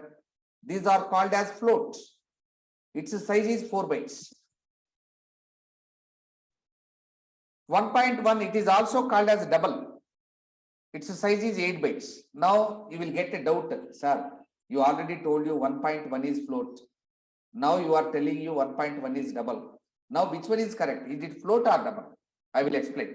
The difference between float and double is number of digits after dot operator. These are called as precisions. The digits after dot are called as precisions. In float, computer can maintain only 6 precisions. Whereas in double, computer maintains up to 10 precisions. So it will increase the efficiency. If you want to get the accurate result, then you have to use double. If you don't want the accurate result, then you can use float also. So if you want only 6 precisions, then you can take float. If you want 10 precisions, then you can take double. Both are same. Float and double both are same. This is about the data types. Now the next heading is modifiers. Now I already explained you the size of integer is only 2 bytes in 32-bit operating system, 4 bytes in 64-bit operating system. Suppose there is a water bottle. Its size is only 2 liters. In 2 liters water bottle, you can store up to 2 liters of milk. Am I right? Yes. Suppose I pour 3 liters of milk in 2 liter water bottle. Then what happens? 2 liter will be there. 1 liter will be wasted. Then what to do? Suppose if you want to store 3 liters water bottle, you have to take the water bottle which is minimum 3 liters capacity. So you have to remove the 2 liters water bottle. Then you have to take one more water bottle which is having at least 3 liters capacity. Here also, in integer we can store some data. Suppose I want to store big values. Then I have to modify the data type integer into like this, long integer. Long integer means its size will be increased. Short integer means its size will be decreased. Signed integers means it allows to store only negative numbers. Unsigned integer means it allows to store only positive numbers. Here before integer, before data type I used long here. Before integer I used short here. Before integer I used signed here. Before integer I used unsigned here. These 4 are called as long, short, signed, unsigned are called as modifiers. These are also special words in computer. So these are the keywords. These are used to modify the meaning of data types. In C language, we have 4 types of modifiers. Those are these: long, short, signed, unsigned. Right. Now the next concept is variable. Suppose if you want to store the data inside the computer, where you can store the data? To store the data inside the computer, we need a container. Suppose like this. Suppose I want to store a roll number. I need a container like this. I want to store the student name. I need a container like this. I want to store the average marks. Then I need a container like this. If you want to store the data inside the computer, then you need containers. Those containers are called as variables. So variable is a container. In a variable, we can store only one value. We can store only one value at a time. This container is used to store the data. So variable is a container. It is used to store the data. It can store only one value at a time. These variables will be created inside the computer memory. Variables means containers. These containers always created inside the memory. These variables must be identified by a name. You have a name, I also have a name. In the same, these variables should have a name. It should have a name. Its name is roll number. It should have a name. Its name is name. It should have a name. Its name is average marks. So in the same manner, it should be identified by a specific name. Why it is called as variable means it can vary or it can change its value. Vary means variation. Variation means change. It can change its value, so it is called as variable. Variable. So it is a variable, it is a container, no? How much of memory I have to allocate? What is the size of this container? It depends upon the data type. It depends upon the data type. What you are going to store in that box. Depends upon that only we can take the size of the container. So the size of the variable can be represented by using data type. Right. Now how these variables will be created? So these variables can be created like this. I am creating a variable roll number. In that I am going to store a number. Number means integer. You have to say integer roll number. I want to create a variable name. So name. In that I am going to store the letters, alphabets. So I have to use char here. I am going to store characters.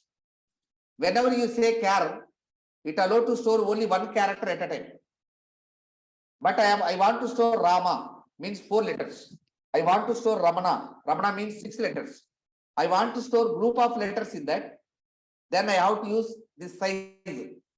Now it indicates it allows to store up to 100 letters. In this variable, you can store 100 characters. Up to 100 characters it is allowed. Next one is average.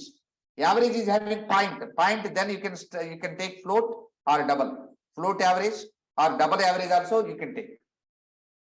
But here I used only one precision. No? To store only one precision, double is waste. Float is enough. So I am using float. So in this you can create the variables. Now, while naming the names, while naming the variables, you should follow some rules and regulations. Those are called scope rules of variables. Scope rules of variables. What are the first rule? The first rule is the variable name should begin with alphabets. It should not begin with a digit. So first rule is variable name must begin with alphabet or underscore. It can start with alphabet or it can start with underscore also. But it doesn't start with a digit. So these are the invalid. These are the valid. Valid names and invalid names. Right. So second one, variable name doesn't have any space. In your name, you can have space. I am seeing some names. Bhavika Arora. Bhavika space Arora. Chaitanya Kalyani. Chaitanya space Kalyani. K Prasad. K space Prasad. In your names, you are giving spaces. But in computer, you should not give any space between the names. Odd number. It is an invalid name. Why? Because you mentioned space here. So it doesn't allow spaces. It doesn't allow special characters also. Except underscore. You cannot write minus, plus, greater than, less than, @ symbol. Okay, you should not use any special symbols. It doesn't use special symbols.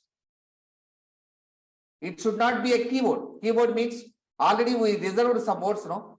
We already defined some names. Character, integer, float, double, long, short, signed, unsigned. Already explained 8 keywords. So you cannot use keywords as variable names. The length of the variable should not exceed 32 letters, 31 letters. Okay, whenever you give 32 letters name, then it is invalid name. The variable name must have at least 31 or 31, less than 31 letters. Beyond 31 letters, you cannot give as name. So these are the scope rules of variables I explained. Now, I am going to explain The next one is format specifiers. Format specifiers. Now, what is the meaning of format specifiers? Right. See this. I will explain through the table.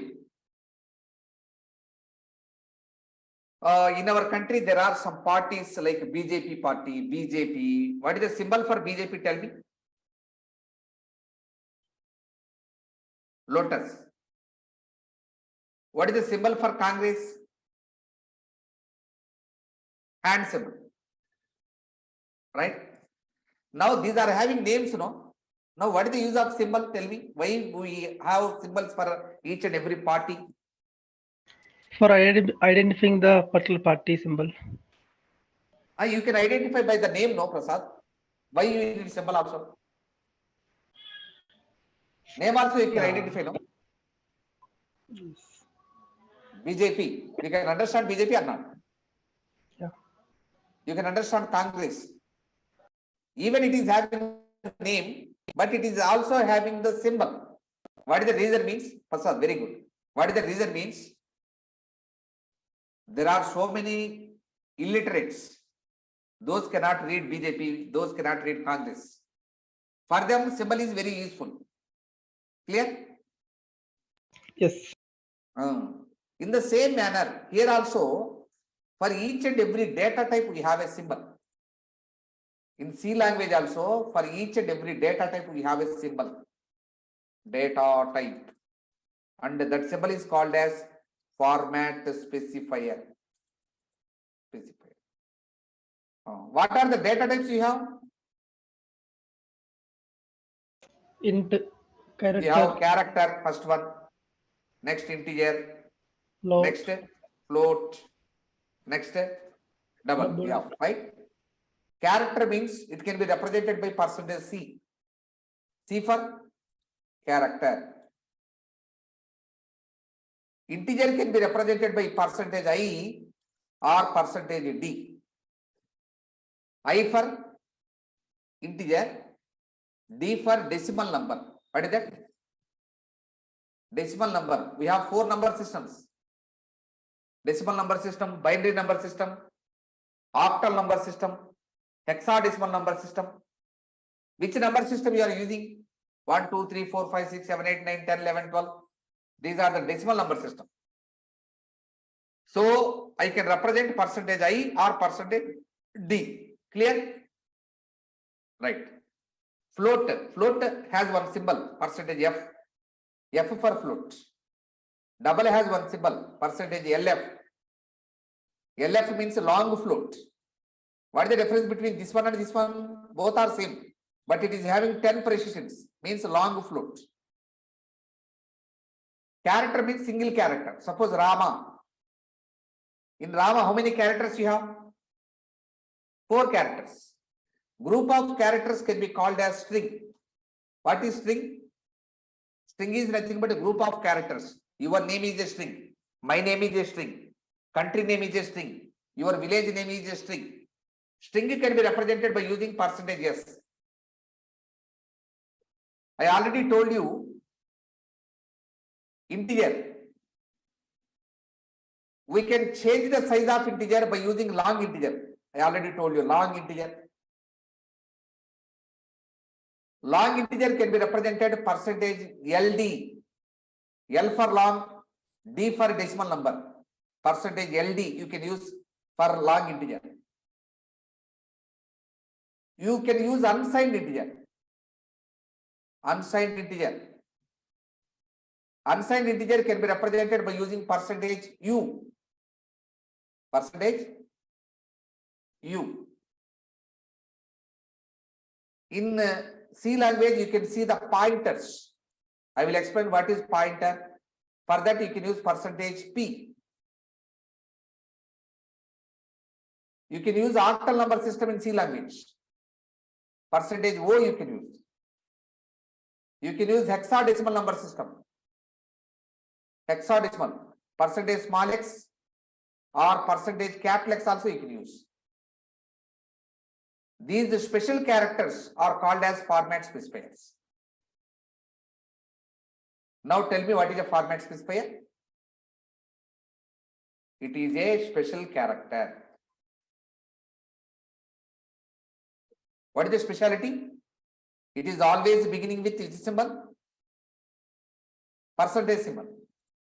So it always begins with which symbol? Percentage symbol. Percentage symbol. So for what these are used? These are used to specify the format of data types. What type of data you are going to use, that can be represented by using these special characters.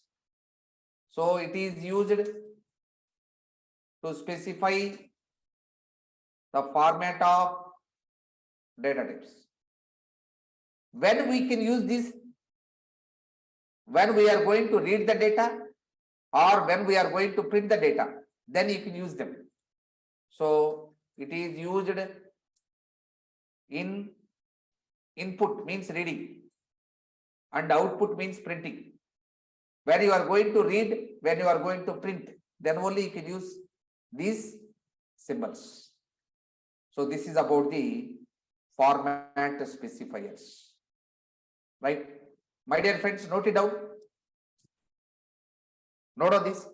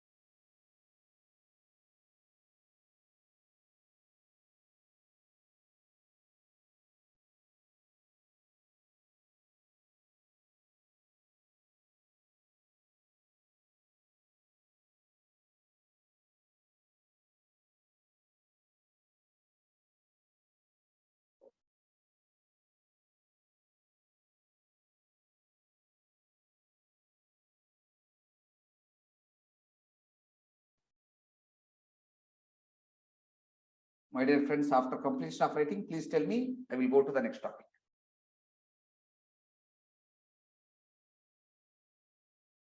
So can you please scroll down? Sure.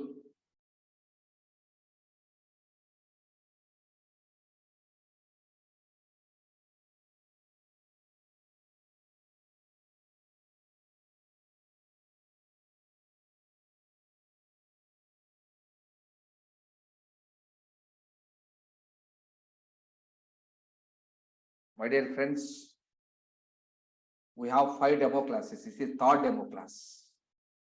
After 2 demo classes, okay, those paid, they can listen my classes. Then we will create a WhatsApp group.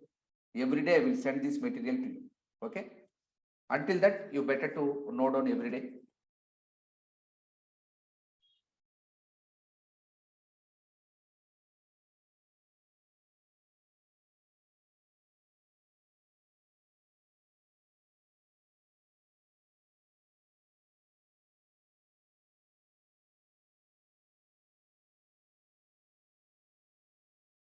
My dear friends, after completion of writing, please tell me. Don't waste your time. Completed, sir. Good, good. Right. Now, the next thing is escape sequences. Next heading. Escape sequences. What is the meaning of escape sequences? I will explain you. Right. Now I want to write a leave letter. My dear friends, how to write a leave letter? Tell me. Take a paper. I am writing a leave letter like this.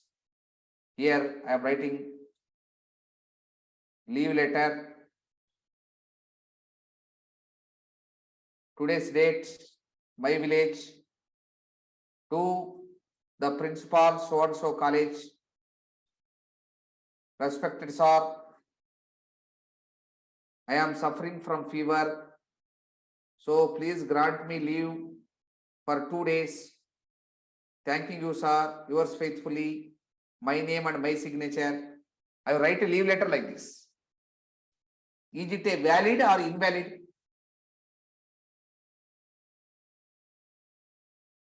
Actually, it is invalid. Why? Because it is not in specific format. Am I right?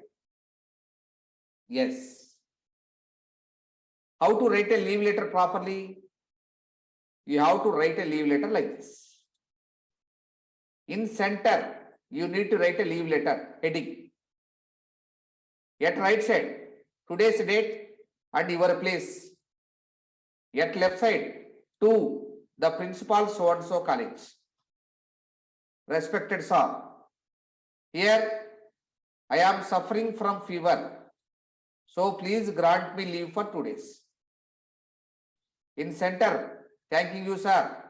At right side, yours faithfully, your signature, your name you have to write. In this specific format, you have to write a leave letter. Here, whenever you take a new file, the control is always at the top left corner, top left corner. Here you will have a control. But you need to write a leave letter at middle. Then you have to move from here to here. How to move? How to move forward direction?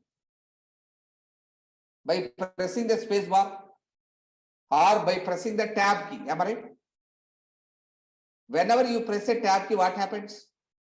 The control will move from one place to another place. How much space? A tab space. A tab space means 6 spaces. I want to move the cursor from here to a tab distance forward. In C language, you have to use a special letter, that is /T. What is the use of /T? It is used to move the cursor. What is the meaning of cursor? Cursor means indicator, mouse indicator, cursor. Move the cursor to a tab distance. Tab distance means 6 spaces. Which direction? Forward direction. Forward direction. Forward. Right? To move from here to here, I am pressing 2-3 times the tab keys. Then I will write leave letter. After that, I want to move to the beginning of next line. Then what you have to do? You have to press enter key. Whenever you press enter key, then you will move to the beginning of next line. To move to the beginning of next line, in C language, you have to use /n. /n means it move the cursor to the beginning of next line. It is used to move the cursor to the beginning of next line. If you want to move the cursor to the beginning of next line, then you have to use /n C language. It means new line. It means a tab distance, tab. Suppose I committed a mistake here. Then I want to remove the last character. On keyboard, you have to press a backspace. In C language, you have to use /B. B for backspace. What is the meaning of this one? What is the use of this? It is used to move the cursor to a character backward. It move the cursor to backside, backward. I am writing this line. I am at here. I want to move the beginning of same line. If you want to move the beginning of next line, then you have to use /n. I want to move to the beginning of same line. Then I have to use /r. R means return. It is used to move the cursor to the beginning of same line. If you want to move the cursor to the beginning of same line, then you have to use /r. Next,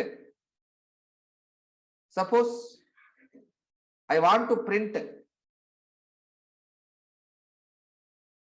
anything. For that, you have to use printf statement. If you want to print anything, you have to use printf statement in C language. Whatever you want to print, that should be represented within the double quotations. What you mentioned within the double quotations, that will be printed on screen. Now I am telling you, I want to print India. So you need to mention India here, India. I want to print India within the double quotation. Then you have to write like this. Within the double quotation, you have to use India. But you will get the error here. Why? Because you started and you ended. Then you started, you ended. Actually, computer feels that it is the beginning, it is the ending. But actually, it is not happening. It is the beginning, it is the ending. So it is the data to be printed on screen. Suppose if you want to print a double quotation on screen, you have to use a / double quotation. Now, what is the use of / double quotation? If you want to print a double quotation, then you have to use / double quotation. / double quotation. What is the use of this? It is used to print double quotation in input, in output. Suppose I want to print India within the single quotation, then I have to use / single quotation. / single quotation I have to use. To print a single quotation, you need to use / single quotation. Otherwise, it will be, you will get error. So, what is the use of / single quotation? It is used to print single quotation in output. All right. Suppose I want to print like this, A/n I want to print. But you won't get A/n. Why? Because it print A. Then what is here? /n. /n means it move the cursor to the beginning of next line. It won't print. Suppose if you want to print /n, we have to use //n. What is the meaning of this one? If you want to print one slash, you have to use the double slashes. If you want to print one slash, then you have to use double slashes. So it is used to print single slash, means this one in output. In output, you have to use double slash. These are about the escape sequences. Now I am going to explain you what are these. These are the special symbols. These are the special symbols. These are the special characters. What is the speciality? It is always beginning with this symbol, no? Slash. So these are always begins with which symbol? Slash symbol. Slash symbol. Slash symbol. Now what is the use of this one? See this. It is in sequence. It is not in sequence, but it is in specific format. We don't want the sequence. We need the specific format. Means if you want to escape the sequence, then you have to use escape sequences. So these are used to escape the sequence of output. Then you have to use this. When you need to use this, these should be always used in output. You should not use in input. So these are always used with output. With output only you have to use. These are the examples of escape sequences. Right? My dear friends, note of this.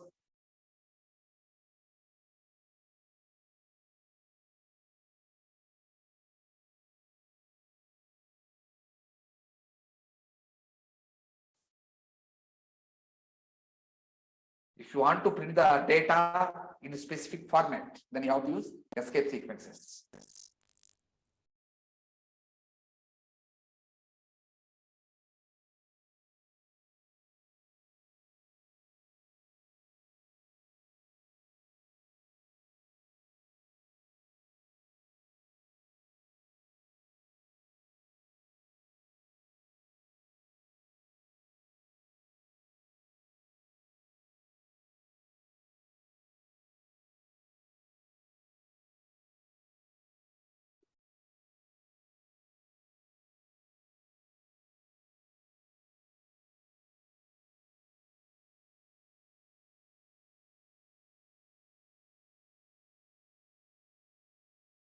Sir, is there any relation between the escape sequences versus the rejects?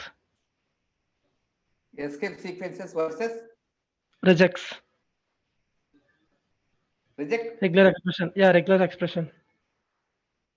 Here we don't have any regular expressions. Okay. In Okay. Python, you have regular expressions.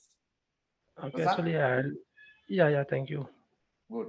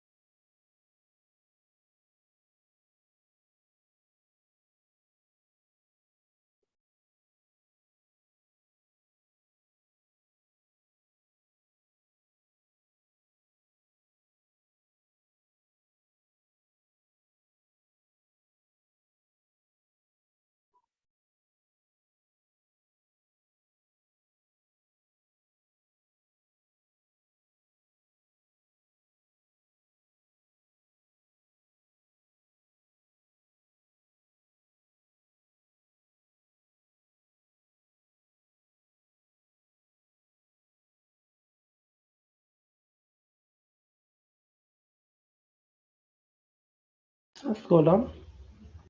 Okay, sure.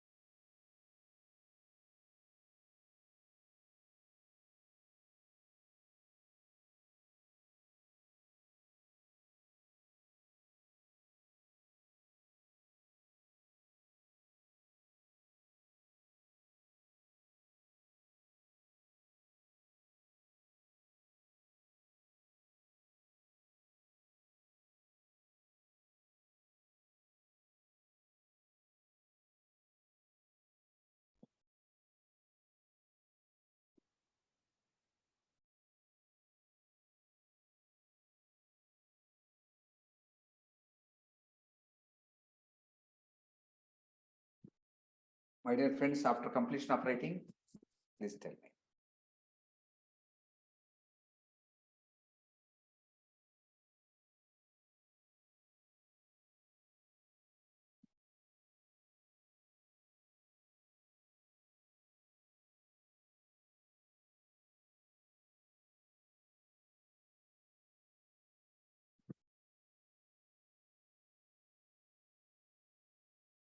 Prasad, done. Okay, good.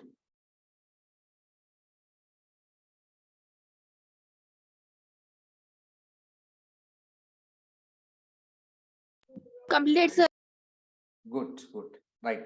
Now I will explain using the application how these works. I will explain you. I am opening the software, C language software.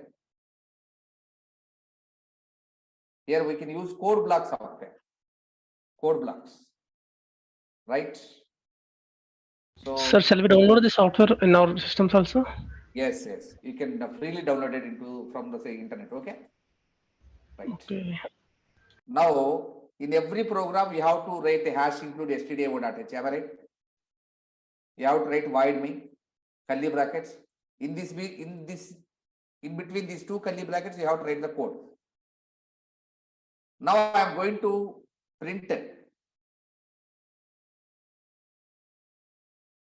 India. And it's capital Delhi. Now, to print anything, you have to use printf. Within the double quotation, you want to mention the data. I am going to print India and Delhi. And Delhi. So execute this program. You will get India and Delhi. Now my intention is, I want to give a tab distance space between these two. Then you have to use /t.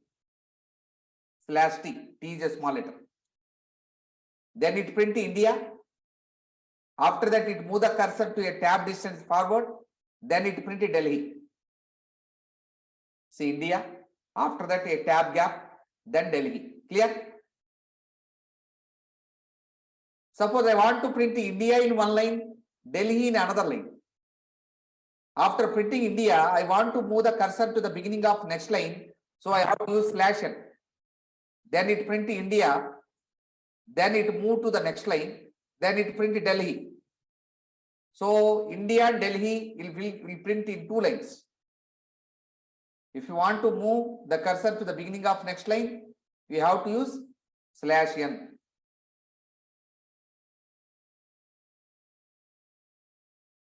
Now, I want to print India within the double quotation. So whatever you want to print, that should be represented within the double quotation. No? So I am mentioning like this. It is printed.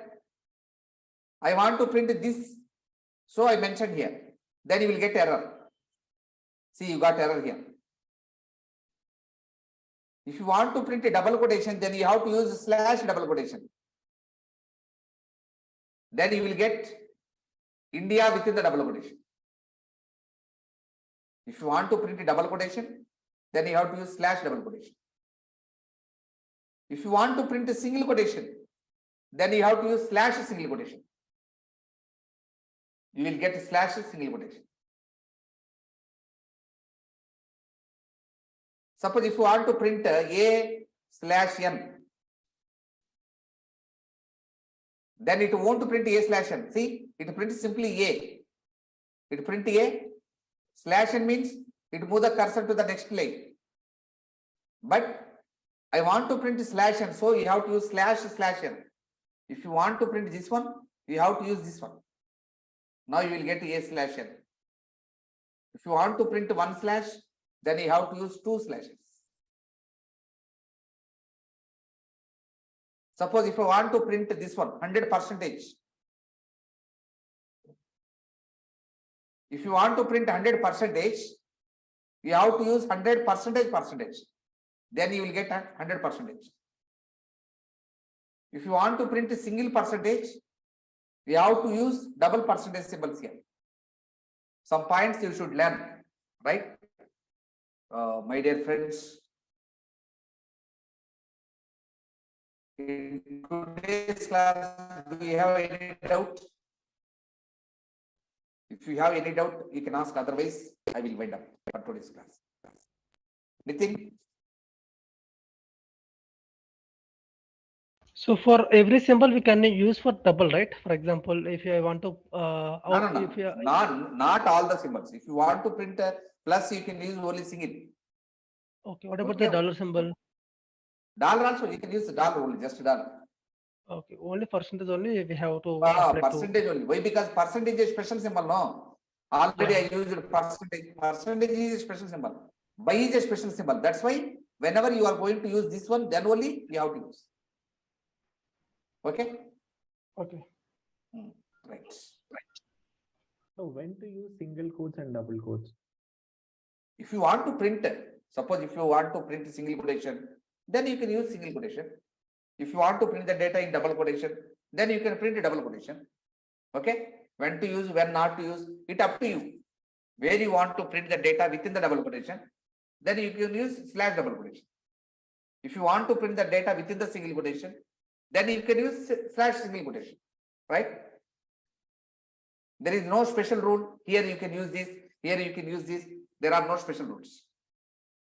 Clear?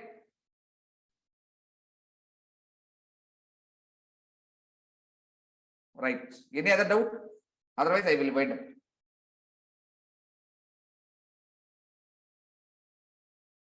Okay, good So night. for each and every signs means for symbols, we can use this double slash. This one, this one, this one. Yes, means for multiplication also double. No, no, no. For Not for Then- all. Only Hmm. multiplication, you can directly do this. Okay. You can directly use 10 plus 12. For only slash only, you have to use double. Hmm. For only percentage only, you have to use double. That's why I said a few examples, right? I am not saying for all examples, for all symbols. It is just for by. Okay. It is just for percentage. That's it. Clear? Okay, sir. Right. Yes. Right. I am closing. Thank you.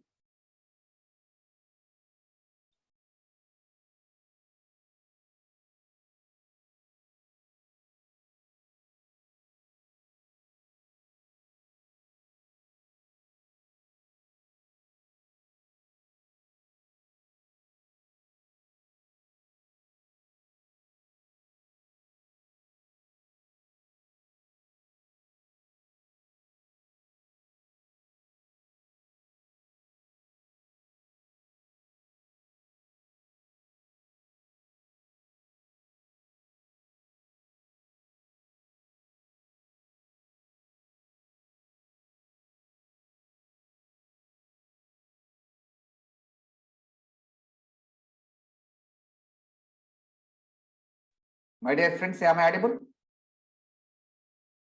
Yes, sir. Okay. Thank you, Amma Tanvi. Right.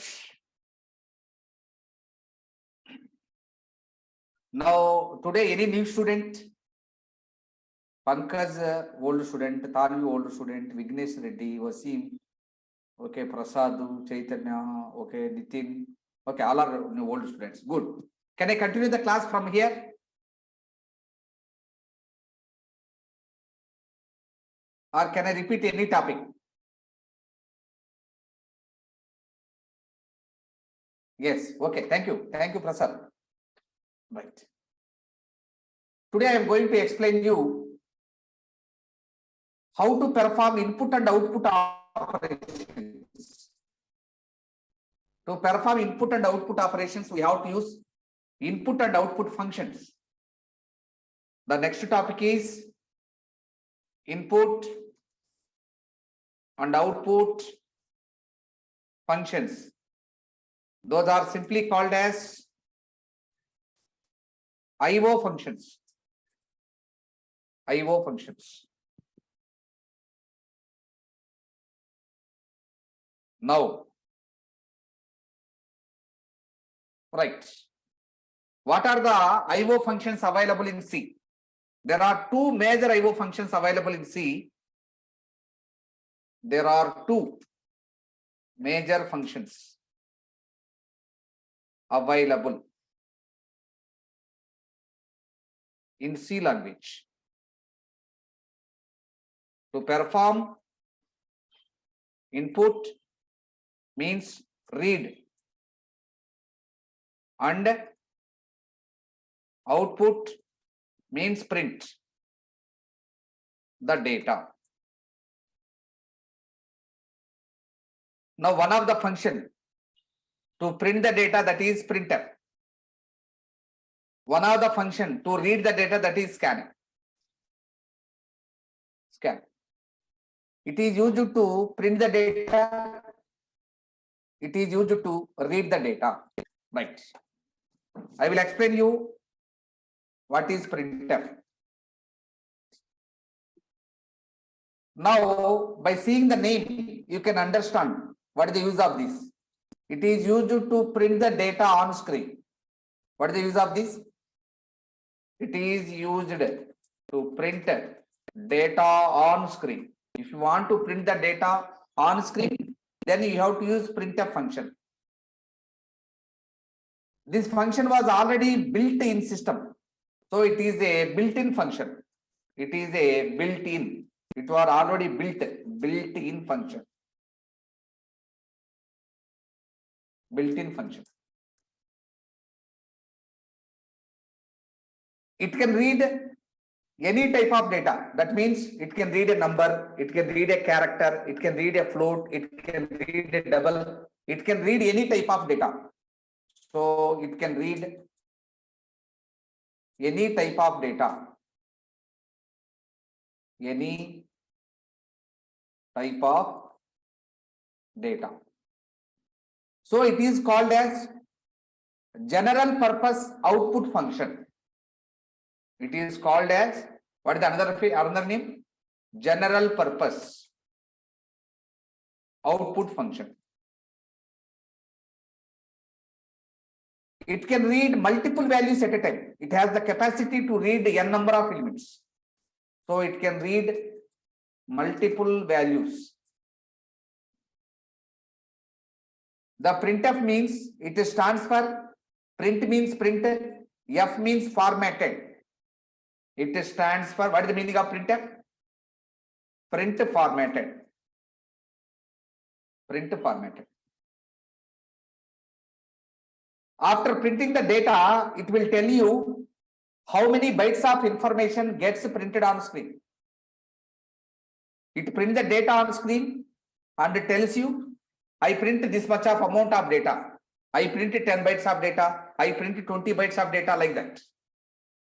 So it return or it gives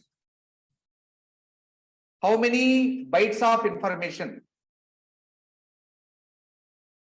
gets printed on screen. By using this, you can print the data, no? How much data you printed, that will be given by printf function. Printf function always executed from right side to left side. So it executes from right side to left side. Now, how to use this function? Syntax. Syntax means how to use. What is the meaning of syntax? How to use it. Right. Now I am going to explain the syntax. You have to use printf. Within the double quotation, you need to specify format specifiers. Format specifiers means %C, %D. These are the format specifiers. Suppose if you want to read a character, you need to mention %C.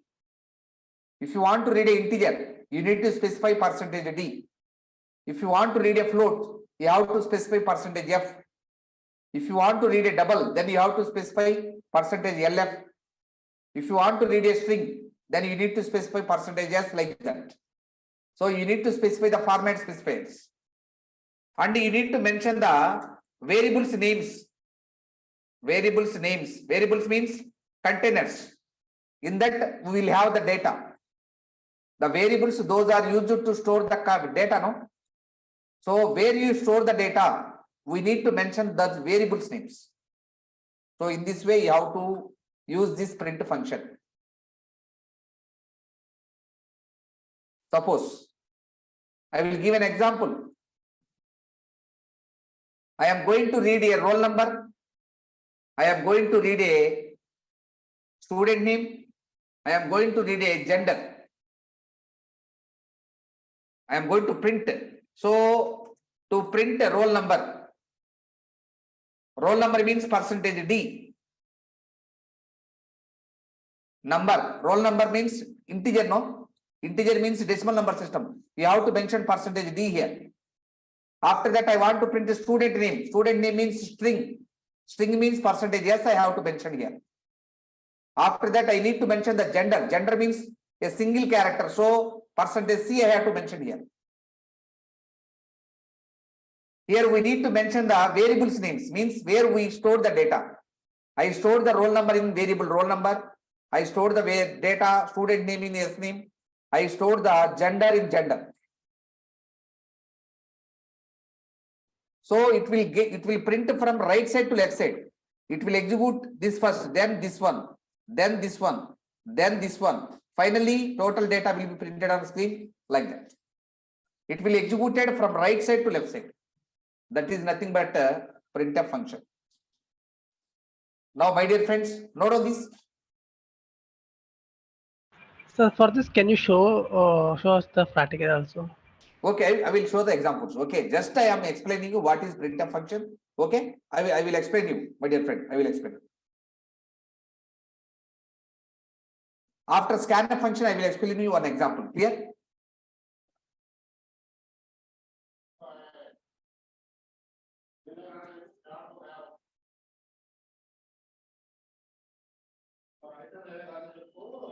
Sir, can you scroll up from starting?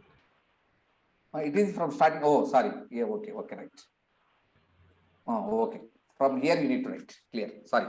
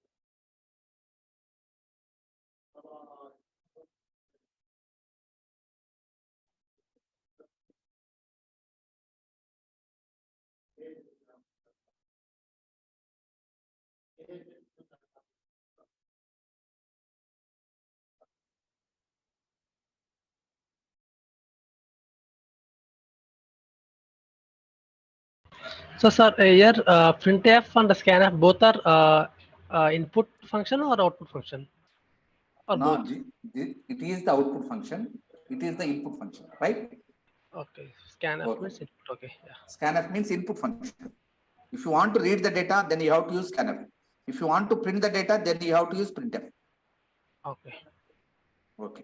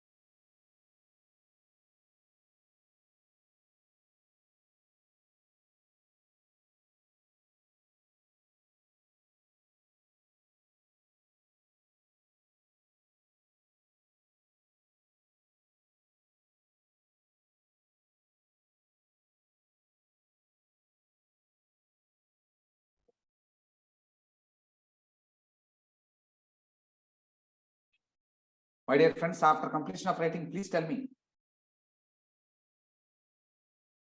Done from my side. Completed? Yes. Okay, right. Yes, sir, completed. Okay, right. Now I will explain the second function, that is scanf. That is scanf. Right. Now, what is the meaning of scanf? See this, it is used to read the data. What is the use of this? Whenever you want to read the data, then you have to use scanf function. It is used to read the data. Right. So it is a built-in function. It is also a built-in function. It was already developed in the system. So it is a built-in function. Built-in function. It can read any type of data. It can read a character. It can read a integer. It can read a float. It can read a double. So it can read any type of data. So it is called a general purpose input function. It is called a general purpose input function.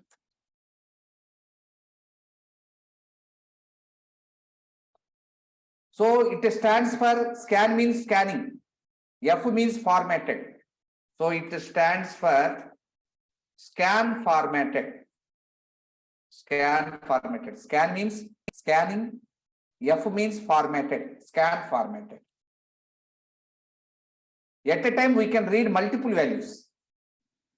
So it can read multiple values at a time. Multiple values. Scanf function executed from left side to right side. So it will be executed from left side to right side. After reading the data, it will tell you how many values you read. So it tells us how many values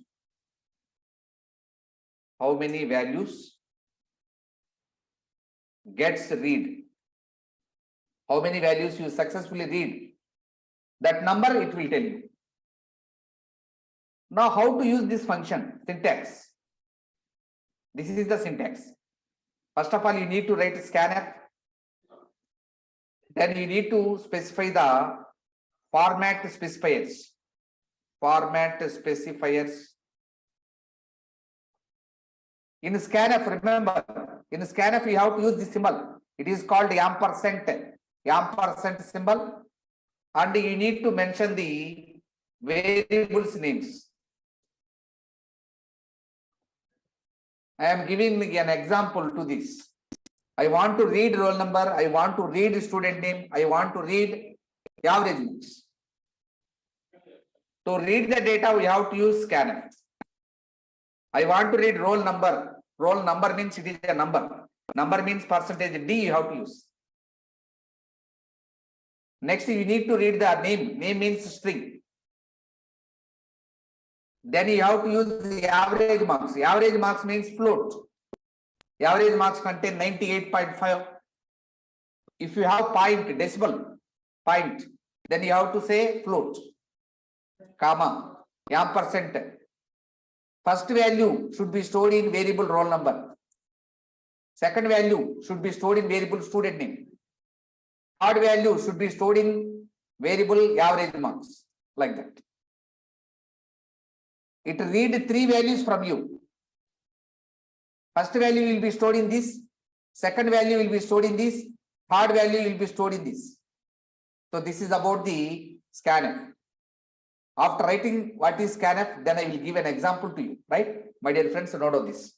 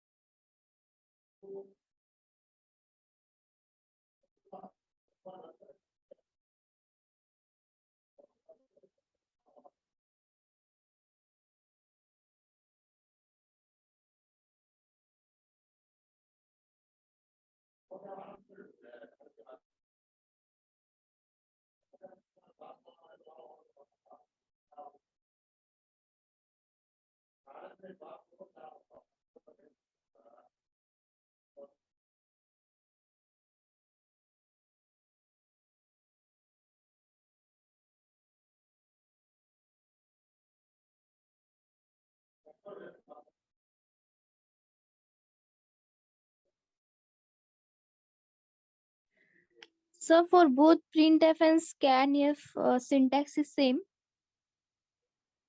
Yes, yes. Only the difference is ampersand. In scanf, you have to use the ampersand symbol. In printf, you should not use the ampersand symbol. Okay, sir.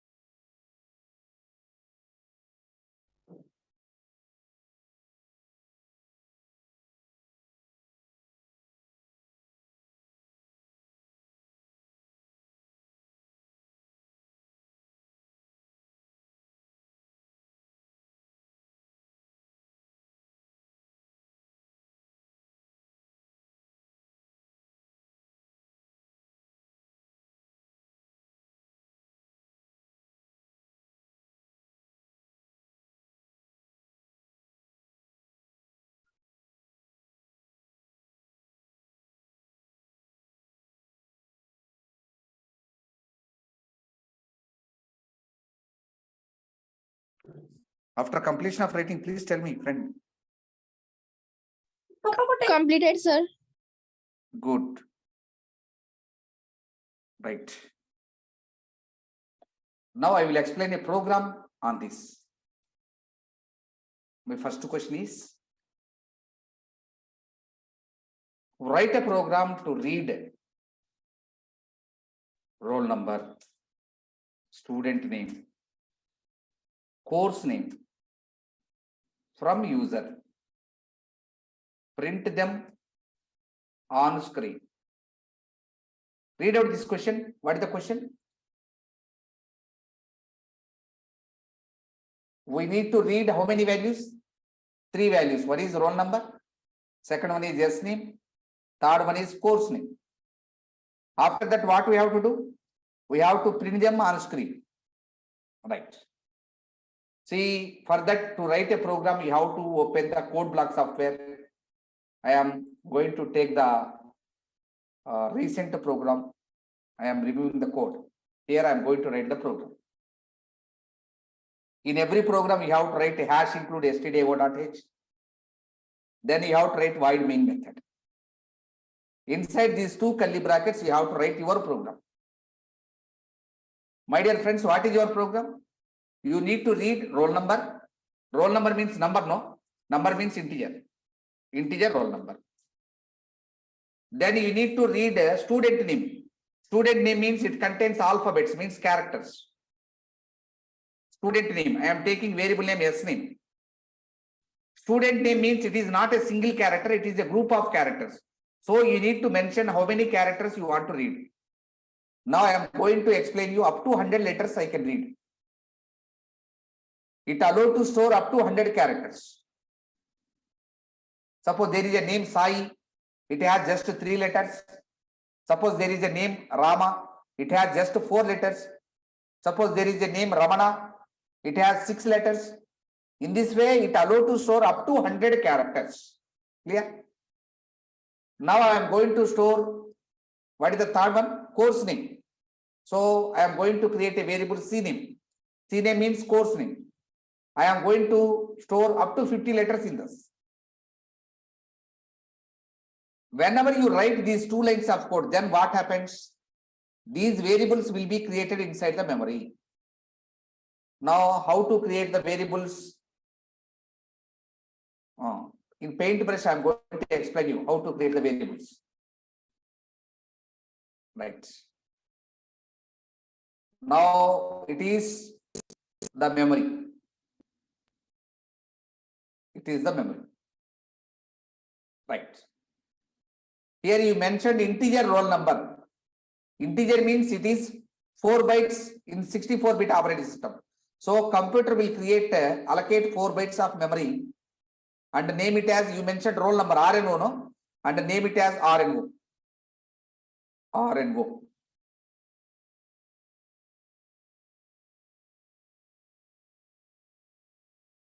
RNO. After that, you created S name. Its data type is character. Character means 1 byte. You specified 100 here. 100 means you are going to store up to 100 characters. Its size is 1 byte, 1 into 100, 100 bytes. So computer will create one more variable. Its size is 100 bytes. And name it as S name. What is the second variable name? S name means student name. Here I created third variable. Its size is character 50 characters. Character means 1 byte. 1 into 50 equal to 50 bytes. So computer will create one more variable. Its size is just 50 bytes. And name it as C name. C name means course name.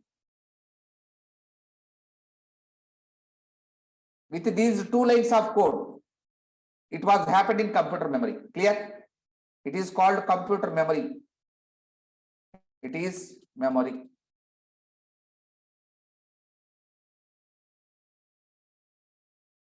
It is memory. Right. Now we can store a roll number here. Now we can store a student name here. I can store course name here. First of all, you have to read the data. Before going to read the data, computer should ask question. Suppose whenever you go to interview, the interviewer should ask the question. Otherwise, you cannot speak anything. In the same manner, computer should ask the question. How computer can talk to you?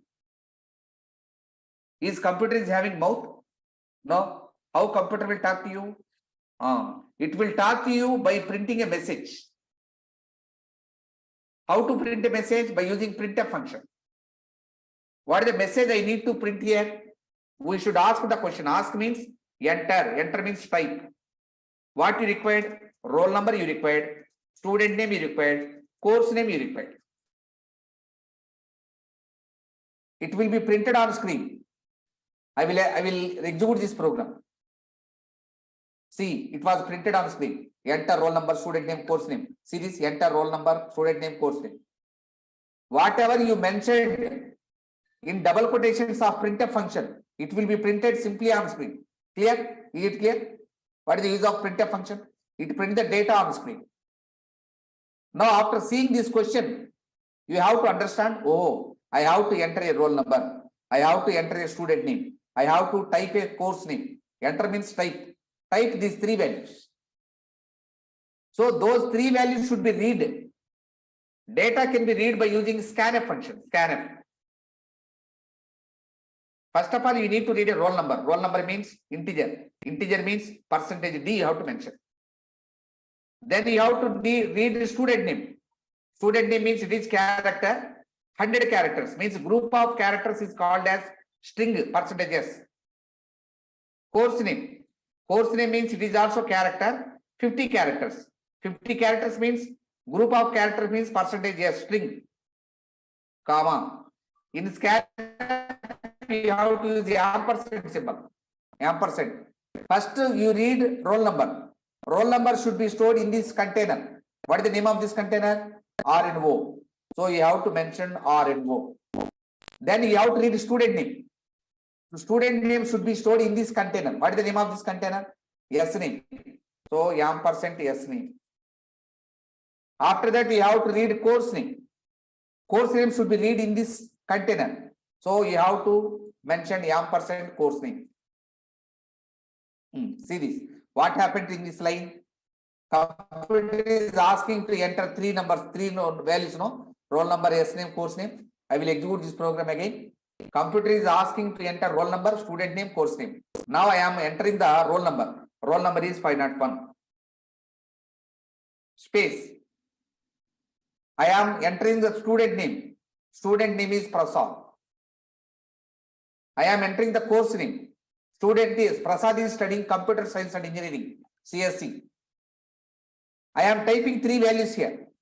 These three values can be read by scanf function. What is the first value? 501. It will be stored in roll number here. What is the second value? Prasad. It will be stored in second variable here. What is the third value? CSC. CSC will be stored in C name here. So you typed three values, no? 501, Prasad, CSC. Those three will be stored in memory libraries. So what are the three values you typed? 501, Prasad, and CSC. You typed these three values. So 501 will be stored in roll number. Prasad will be stored in student name. CSC will be stored in course name. So 501 will be stored in roll number. Prasad will be stored in student name. CSC will be stored in course name. Clear? Right. You read the data successfully. Then we need to print it. To print the data, we have to use printf again. Printf. First of all, you should specify what you are going to do. Now I am going to print roll number. So roll number equal to specify it. Better to specify the value, name.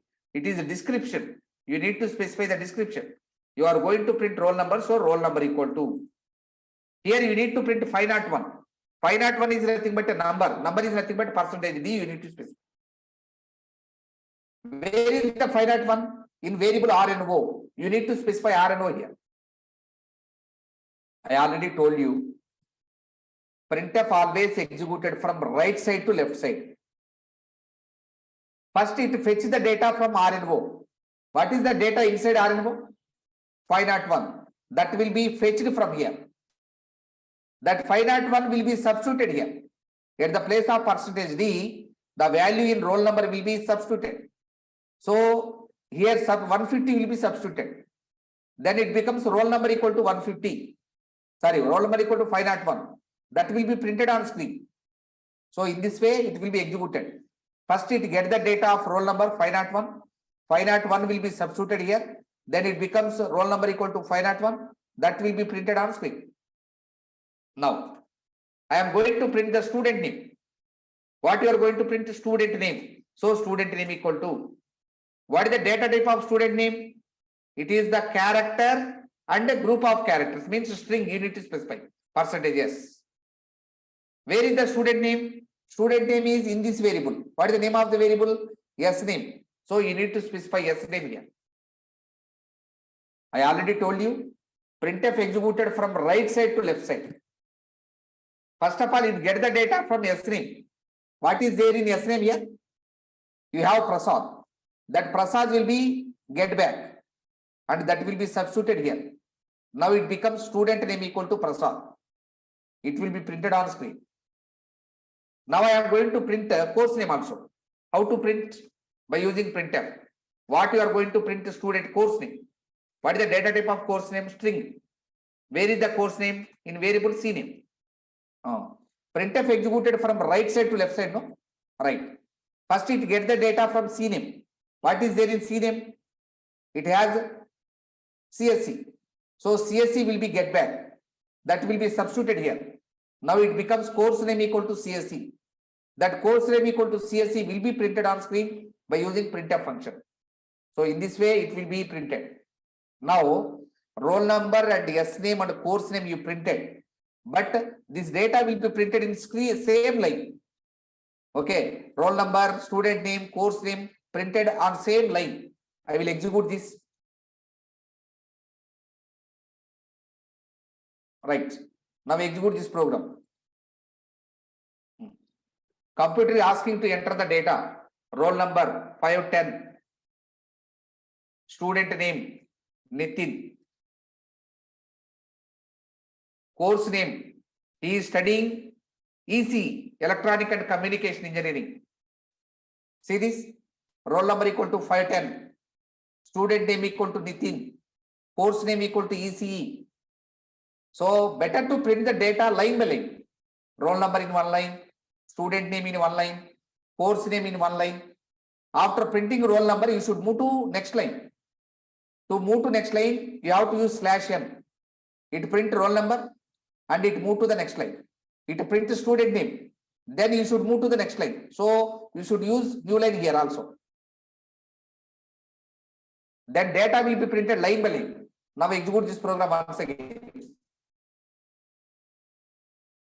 It is asking roll number 522. Line by line also you can give the data. Student name is Tanvi.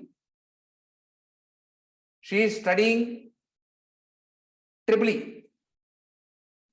See this, roll number equal to 522, student name equal to Tanvi, course name equal to EEE.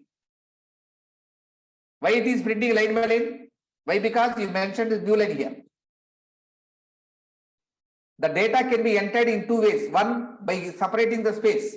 By giving the space, you can type. Or line by line also you can type. No problem at all. There are two ways to entering the data, right? So how the data will be printed line by line? Why? Because you mentioned new line here. That's why it is printing line by line. My dear friends, is it clear? My dear friends, is it clear or not clear?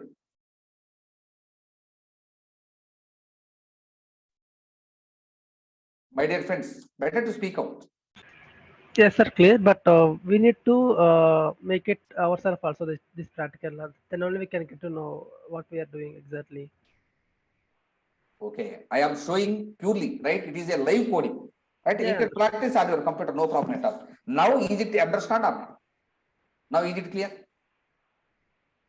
Practicing different issue. Is it clear or not? Why I am writing this? Why I am writing this? Why I am writing this? Why I am writing this? Is it clear or not? That one I am asking. Clear? Yes, sir. Good, Yes. good, right? So if it is clear, then you can practice. If it is not clear, then there is no use of practicing yourself, right? Now, in this way, you have to read the data. So this is the memory representation of this program. How data will be stored in memory. Like this data will be stored. Memory diagram.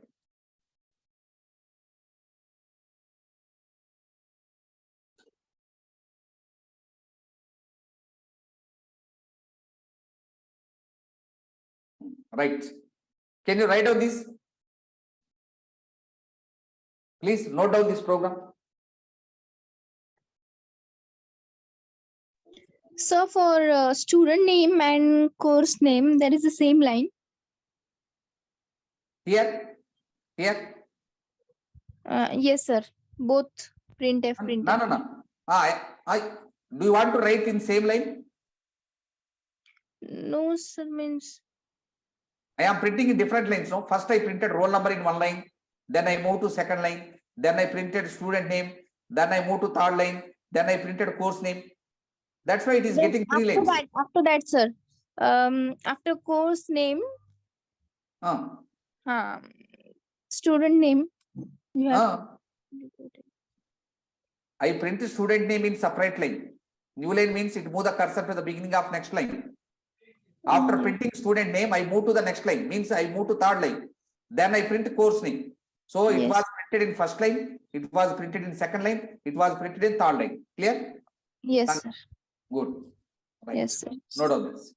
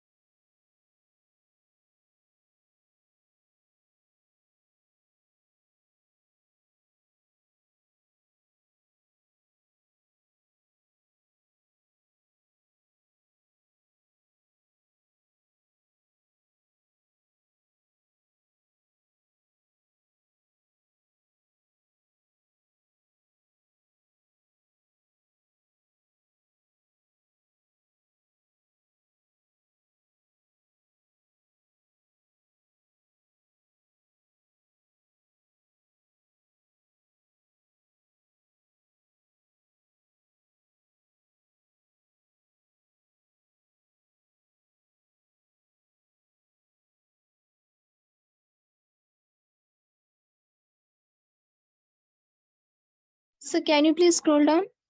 Sure, sure.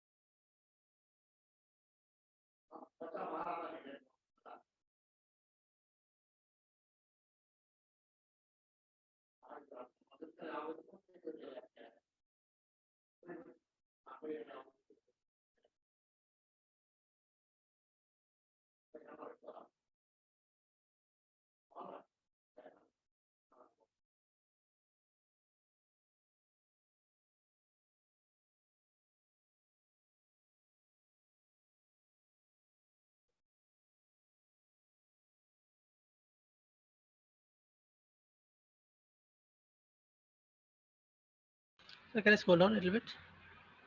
Sure.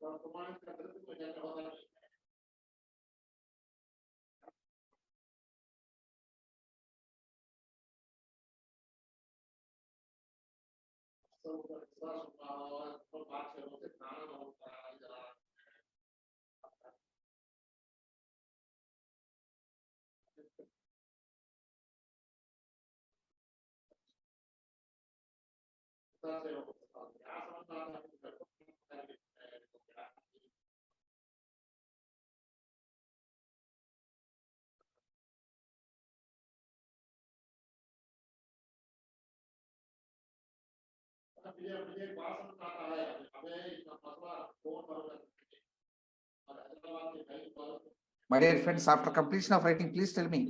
Done. Completed, sir. Okay, right.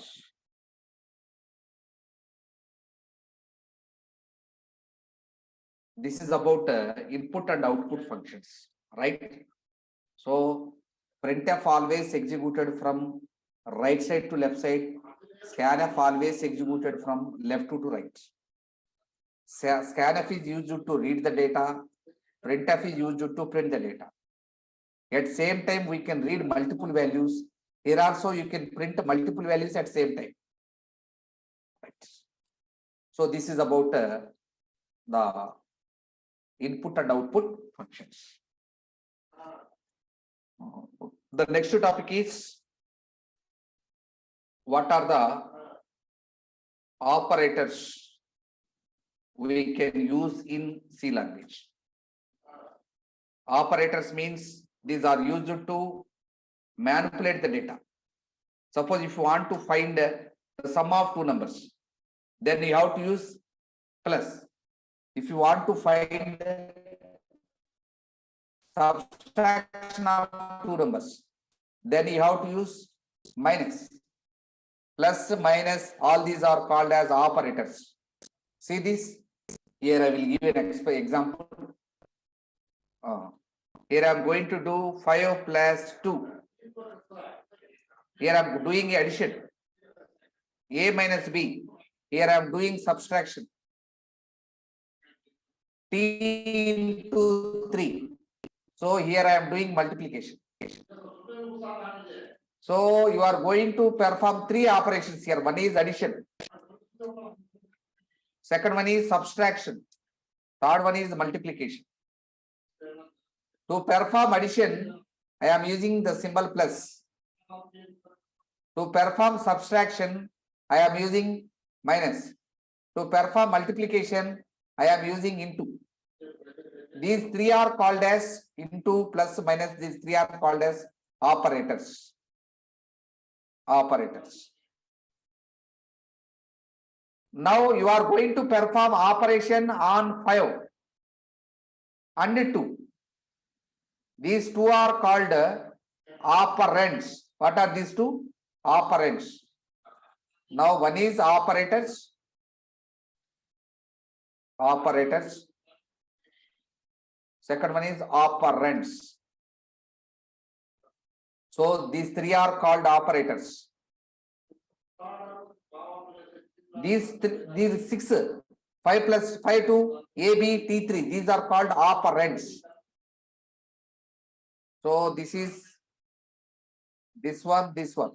All these are operands. All these are called operands.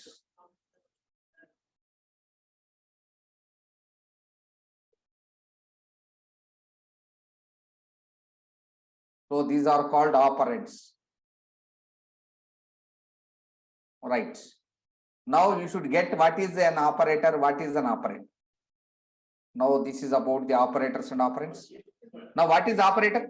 Operator is a tool. Operator is a tool which is used to perform operation. Perform operation. If you want to perform an operation, then you have to use one tool. That tool is called as operator. So this is the example. Here you used plus operator. Here you used minus operator. Here you used into operator. These 3 are operators. Here you performed operation on 5 and 2. Here you perform operation on A, B. Here you perform operation on T and 3. These 6 are called as operands. Now, what is the meaning of operands? Operands may be the constants. What is the 5? It is a constant. Its value is fixed. 2 is a constant. Its value is fixed. What is AB? These two are called variables. Variables. A value may be something. B value may be something. These two are just like as containers. Just like as containers in previous example. These like this. These two are variables. Here it is one variable. It is one constant. So both also mixed also you can have. Mixed of variables and constants also you can have. Are called operands. Operands may be the constants or variables or both, or mixed also, or here also you can say or mixed. So this is about operators, right? Note on this, my dear friends.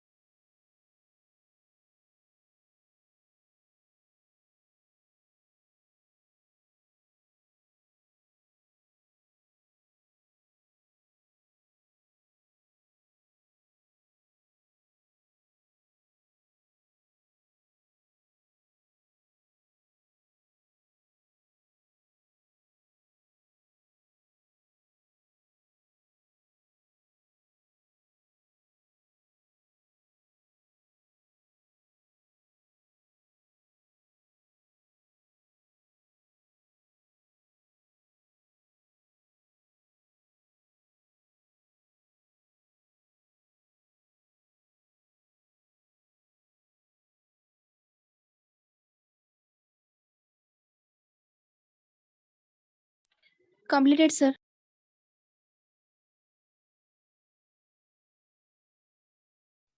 My dear friends, tomorrow I will continue the class. If you have any doubt, you can ask. Otherwise, we will wind up. Sir, are you going to create the WhatsApp group for us? Yes, yes. Okay. Okay. After demo classes, after completion of demo classes, I will create WhatsApp group. Okay. When it will be? Just 5 demo classes will be there. I think it is fourth one. Fourth one is right. Tomorrow is the last demo class, pre-demo class. After 5 demo classes, you need to pay the fee. Then we will have the numbers. Then I will create a WhatsApp group. Yeah, we already actually I already paid the fee. So Okay, just Prasad. wanna- Okay, very good, Prasad. I will create a WhatsApp group after 5 days. Okay.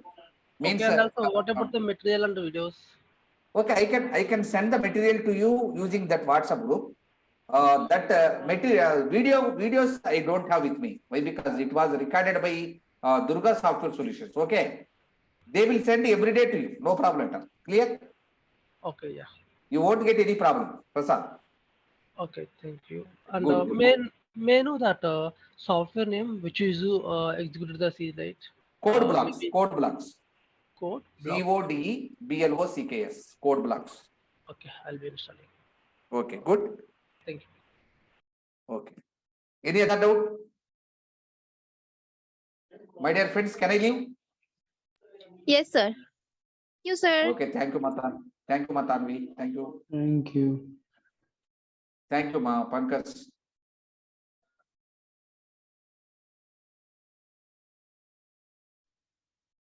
Now, my dear friends, what topic we are seeing? Operators topic. Am I right? Right. Now, what are the types of operators available in C language? Types of operators. In C language, there are 9 types of operators. C supports 9 types of operators. One is arithmetic operators. Arithmetic operators. Second one is logical operators. Third one is relational operators. Relational operators. Fourth one is bitwise operators. Fifth one is increment or decrement operators. Sixth one is assignment operators. Seventh one is compound operators. Eighth one is conditional operators. Ninth one is special operators. These are the operators available in C language, right? My dear friends, note on this. I will explain one after another.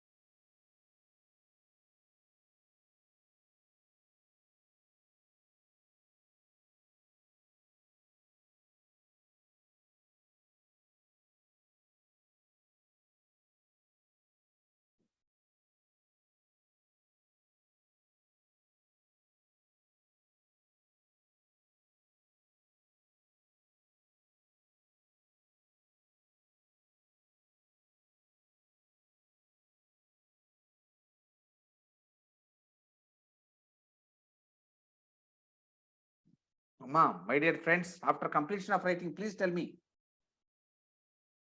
Completed, sir. Good.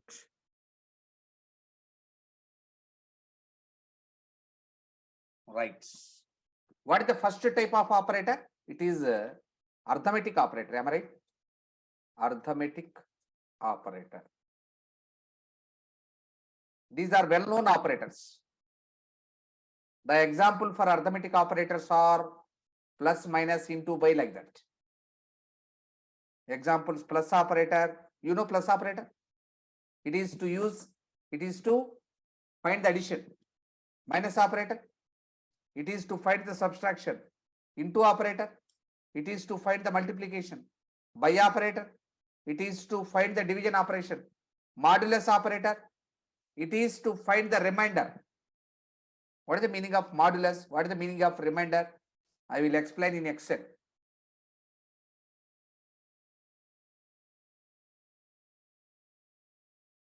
Right. See this? Here I am going to explain you what is by operator, what is remainder operator. When I am dividing 10 with 4 or 10 with 3, in 10, 3 will go how many times? Tell me. In 10, 3 will go 3 times. Am I right? 3 3s are how much? 9. 10 minus 9 equal to how much? 1. Here 3 is nothing but quotient. It is quotient. 1 is nothing but remainder. What is that? Remainder. Now to get the remainder, we have to use percentage symbol. To get the quotient, we have to use by operator. We have to use by operator. Clear? What is by and what is mod? Is it clear or not clear? Tanvi, Nitin, Yes. good. Yes, sir. Very good, very good. Now actually these are used to evaluate the arithmetic expressions, means simple formulas. What are the formula? You already know the formula for simple and test PTR by 100.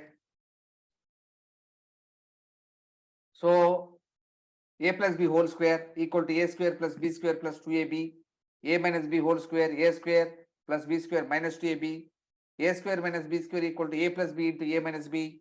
These are called arithmetic expressions. To find the result of those expressions, we have to use these operators. So these are called arithmetic operators. The operators, those are used to find the result of arithmetic expressions are called arithmetic operators. Are called arithmetic operators. I will explain some programs on this. Write a program to read two numbers, comma, find the sum, comma, subtraction, comma, multiplication, comma, division. You need to perform the 4 operations: addition, subtraction, multiplication, and division. Right. Now here we need to read two numbers. So integer a comma b. We need to evaluate these two. Then you will get the result also. So I create 3 variables. A is the first number, b is the second number, r is the result. Clear? Is it clear? Now we have to read two numbers. How to read two numbers? Simply by using printf and scanf. In printf, you should ask the question, what you require. I need two numbers. So enter two numbers is my question. Enter means type. Type two numbers. Computer is asking you to type two numbers. Then you will type two numbers. No, those two numbers should be read by using scan. Two numbers. Number means integer, percentage d. It is for one number. But I need two numbers. So percentage d again. First number I am going to store in A. I am going to store first number in A. So %A. I am going to store second number in B. Whatever the two numbers are here. The value of R will be printed here. So sum will be printed. After printing sum, I have to find the subtraction. R equal to A minus B is the logic. Minus operator gives subtraction. Now print the result. Printf. Subtraction equal to percentage d comma. Where is the result? In variable R. R variable contains the result. No. That will be substituted here and printed. Now I am going to find the multiplication. R equal to A into B. It gives multiplication. Now I am going to print the result. How to print? Printf. I am going to print in next line. So /n. What I am going to print? I am going to print multiplication. So mul equal to percentage d comma. The result is in variable R. So print R. Finally, we need to print the division A by B. Now I am going to print the result. New line. What I am going to print? division percentage d comma, where is the result? In the variable r. So you need to mention r here. In this way, you have to find the addition, subtraction, multiplication and division. Now execute this program. My first number is 10. My second number is 5. Now sum 10 plus 5, you will get 50. Clear? Yes, 50. 10 minus 5, you will get 5. Subtraction equal to 5. Multiplication 10 into 5, you will get 50. 50. Division 10 by 5, 2, you will get a 2. In this way, you can find the result.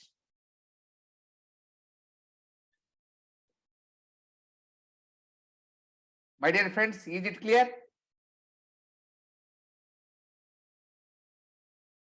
Is this program clear to you?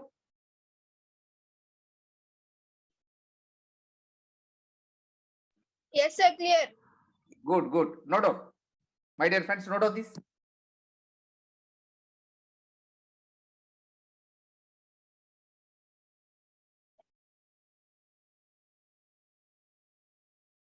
Sir, can you scroll down a little bit up? Actually, I joined a bit late, so I can Sure. take a note. Prasad. Okay, right. Wait a minute, my dear friends. Okay, some students lately joined, right? So right From from here. today, yeah, today Right? from right? Yes, yes. Yeah. From here only I started, right?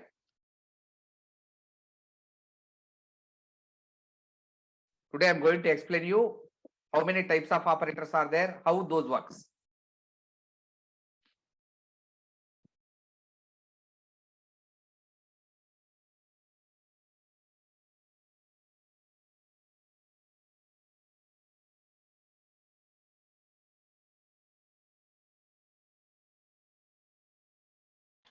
Yeah, thank you, sir. Please scroll down, sir. Okay, I just take the screenshot of the first 10 operators. I'll write them from. Sure.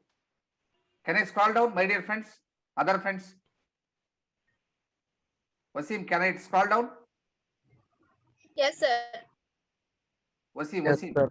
Wasim recently joined. Can I scroll down? Yes, sir. Okay, no doubt.